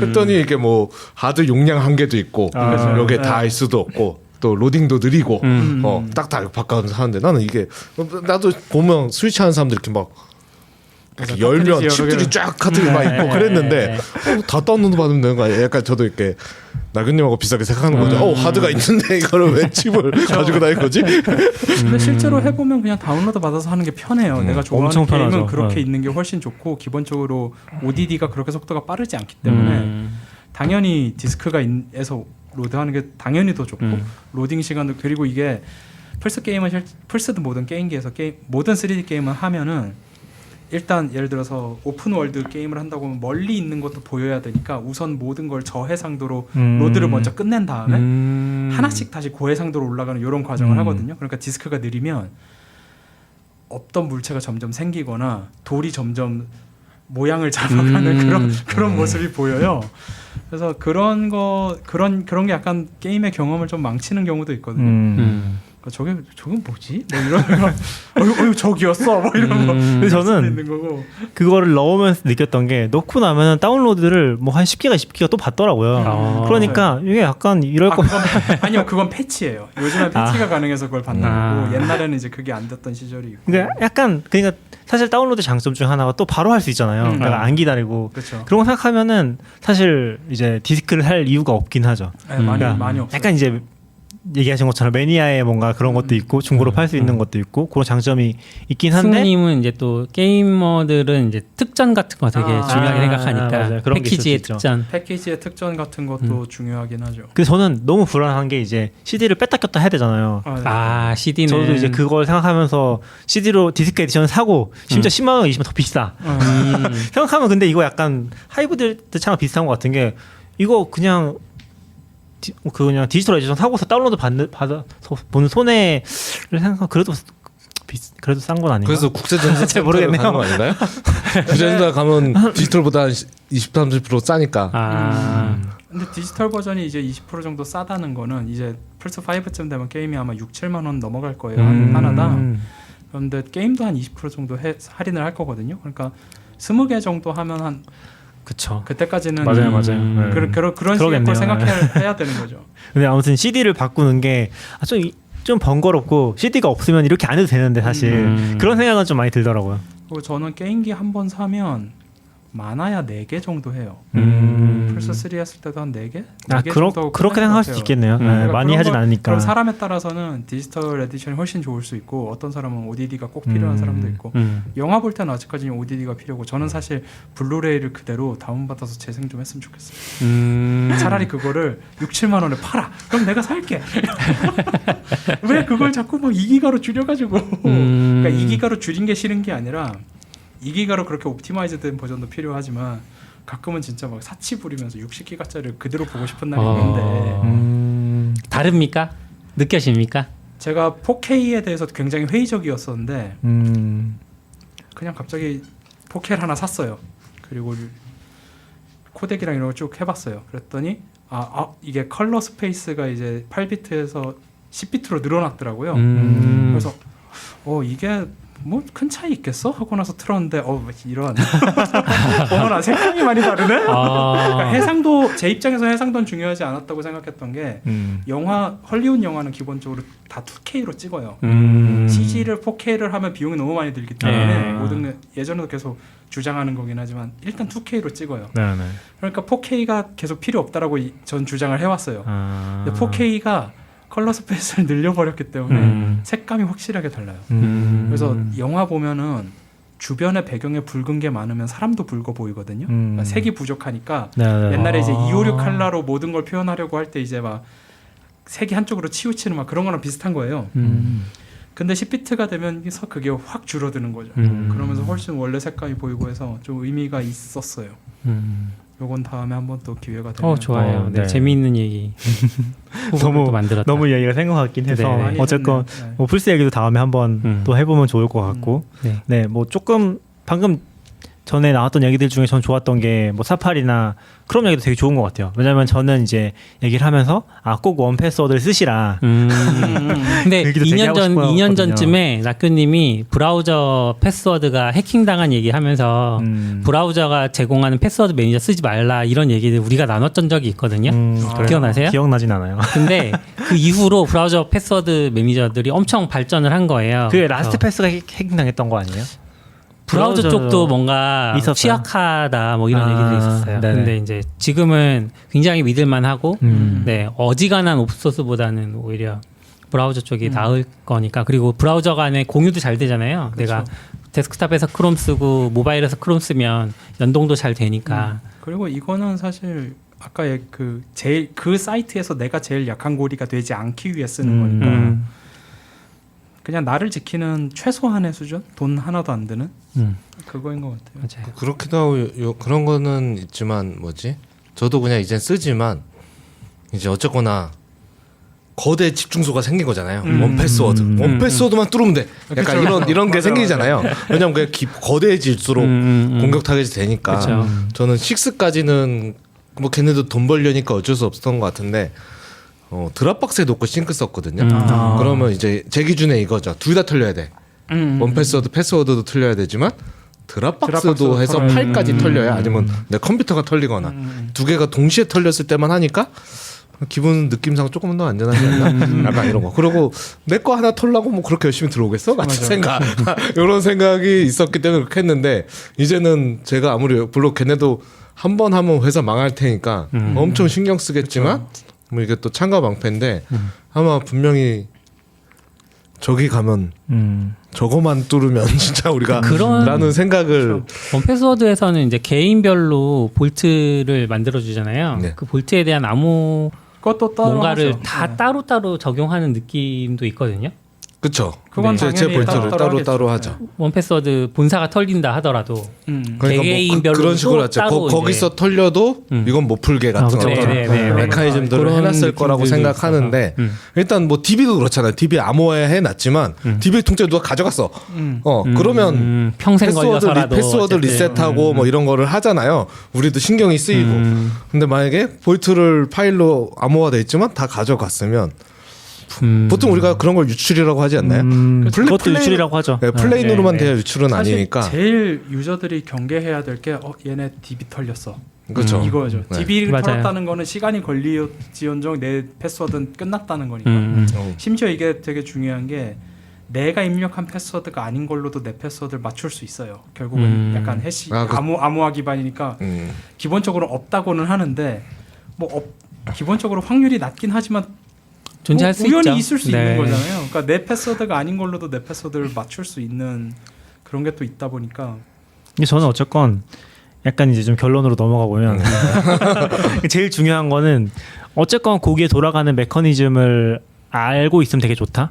야, 어떻게 뚫리는 건지 하는 거랑 그게 중요한 거는 모든 사이트에 패스워드 다르게 써야 된다. 맞아요. 라는 게 핵심인 것 같아요. 그 핵심이고 그런 것들을 그러니까 크롬이나 사파리 해준다는 것도 자동 생성이라는 게 그런 컨셉인 거잖아요. 이게 쉽고 어렵고 떠나서 그리고 사실 여기 또 하나 보태면은 이게 규칙이 많아질수록 힘들어지긴 하는데 패스워드를 길게 써야 돼요. 맞아요. 그러니까 최소한 무작위 문자로 하면 40자 이상은 쓰는 게 좋고 44비츠. 그건 좀 다르긴 한데 아무튼 그렇게 하거나 단어들의 조합을 좀 길게 하는 게 좋긴 하거든요. 그러니까 최근에 원패스워드도 단어 조합을 지원을 해줘요. 근데 단어 조합을 10단어까지는 지원해 주거든요. 그럼 보통 잘 안 되긴 하더라고요. 해외 사이트들조차도 100자 넘으면 그건 좀 안 된다고 하는 데가 좀 있던데 근데 그렇게까지 했을 때는 거의 뭐 무작위로 뚫는 건 거의 불가능한 수준이고 그렇게까지 안 해도 그냥 4-5단어만 해도 굉장히 높은 수준이기 때문에 그런 컨셉만 알아도 그러니까 어차피 그 단어라는 것조차도 모르잖아요 처음에는. 그쵸. 그렇기 때문에 단어 조합이라든지 무작위 문자를 길게 한다든지 그렇게만 해도 기본적으로는 굉장히 좀 안전하다. 그리고 CP님의 조언을 좀 빌리자면은 짧아도 괜찮은데 짧게 쓰려면 무조건 2팩터랑 같이 써야 된다. 그게 왜냐면 길게 쓰면 좀 힘들 때가 있거든요. 리디북스에서 로그인할 때 이럴 때 저는 실제로 그거를 뭐 그때 리디북스 리디 페이퍼 이런 거 때 그렇겠다. 리디페이퍼 TV에서 입력해야 될 때 리모컨으로 부들부들 이거 비번 바꾸고 올까? 막 이런 생각. 실제로 바꾸기도 했습니다. 60자 이런 애들이 몇 개 있는데 저도 이제 와씨 이게 이걸 입력하자면 할까 말까. 그럴 때 이제 핸드폰에서 QR 찍어라 뭐 이런 거 해주면 좋죠. 그런 것이 잘한대요. 저도 요즘은 간편 인증이 많아져서 괜찮은데 한때는 제가 신경 쓰는 사이트 중에 공인인증서가 패스워드가 제일 쉬웠어요. 왜냐면 이거 맨날 치는데 너무 힘들어. 너무 힘들어. 키보드 배치도 계속 바꿔. 그렇죠. 맞아. 너무 힘들어가지고 이제 타이핑하기 쉽게 제일 이렇게. 약한 골이었어. 그렇죠. 공인인증서가 제일 약한 거리예요. 사실 그런 키보드가 전 좋은 것 같진 않아요. 물론 그게 이제 예전에 NSA인가 그 미국 걔네들이 뭐 보안 취약 알고 있었는데 안 알려준 것 때문에 의외로 그게 효과가 있었을 수 있다는 얘기도 있었지만 그럼에도 불구하고 그건 진짜 예외적인 케이스라고 저는 생각하고 그래서 사람한테 어려운 게 보안이 좋은 게 아닌데 맞아요. 사람한테 어렵게 만들려고 하니까 그러니까 기계가 보안을 뚫는 세상에서 사람한테 어려운 건 아무 의미가 없는 거잖아요. 기계한테 어려워야 되는 건데 그래서 한글이 아까 전에 괜찮다고 한 게 걔네가 쓰는 워드북이 영어밖에 없어요. 맞아요. 한글은 단어를 안 쓰니까. 그리고 저는 이제 그런 관점에서 되게 좋다고 생각하는 게 드보락 쓰기 때문에 드보락이지만 결국 영어 쓰는 거 아닙니까? 드보락으로 한글을 찍어 세 번씩이 드보락 한글이면 진짜 그럴 수 있겠다. 그런 조합에 안 걸릴 수는 있지 않을까? 뭐 별로 중요한 건 아니긴 한데. 근데 요즘 드보락 써볼까라는 생각이 자꾸 불쑥. 그래요? 드보락 좋습니다. 근데 드보락이 힘든 거는 한글 사용자한테 좀 힘들어요. 혹시 아시나요? 예전에 한번 설명. 기호 위치가 달라가지고 그게 조금 힘들긴 한데 뭐 저는 뭐. 근데 어차피 3번씩 쓰면 또 몇 개 기호가 바뀌기 때문에. 3번씩도 쓰시나요? 3번씩도 쓰다가 아이패드가 3번씩을 지원을 안 해서 2번씩으로 잠깐 다시 돌아왔는데 3번씩 쓰면 좀 재미는 있어요. 약간 피아노 치는 느낌이라고 해야 되나? 오른손에서 왼쪽으로 계속 글자가 흘러가는 느낌이 있어서. 3번씩은 안 써봤어요. 네, 벌써 1시간 반 정도가 우리가 돼서 네, 오늘 1시간 반이나 됐어요. 네, 그러네요. 10시네요. 엄청 기나긴 근데 다 얘기한 터널의 건가? 끝을 다 얘기한 건지 모르겠는데. 네. 아무 주제도 안 적어놨던 잡담에 30분 까먹고 시작했어요. 이게 주제가 없으니까 이런 거예요. 아 여러분 원패스워드 쓰세요.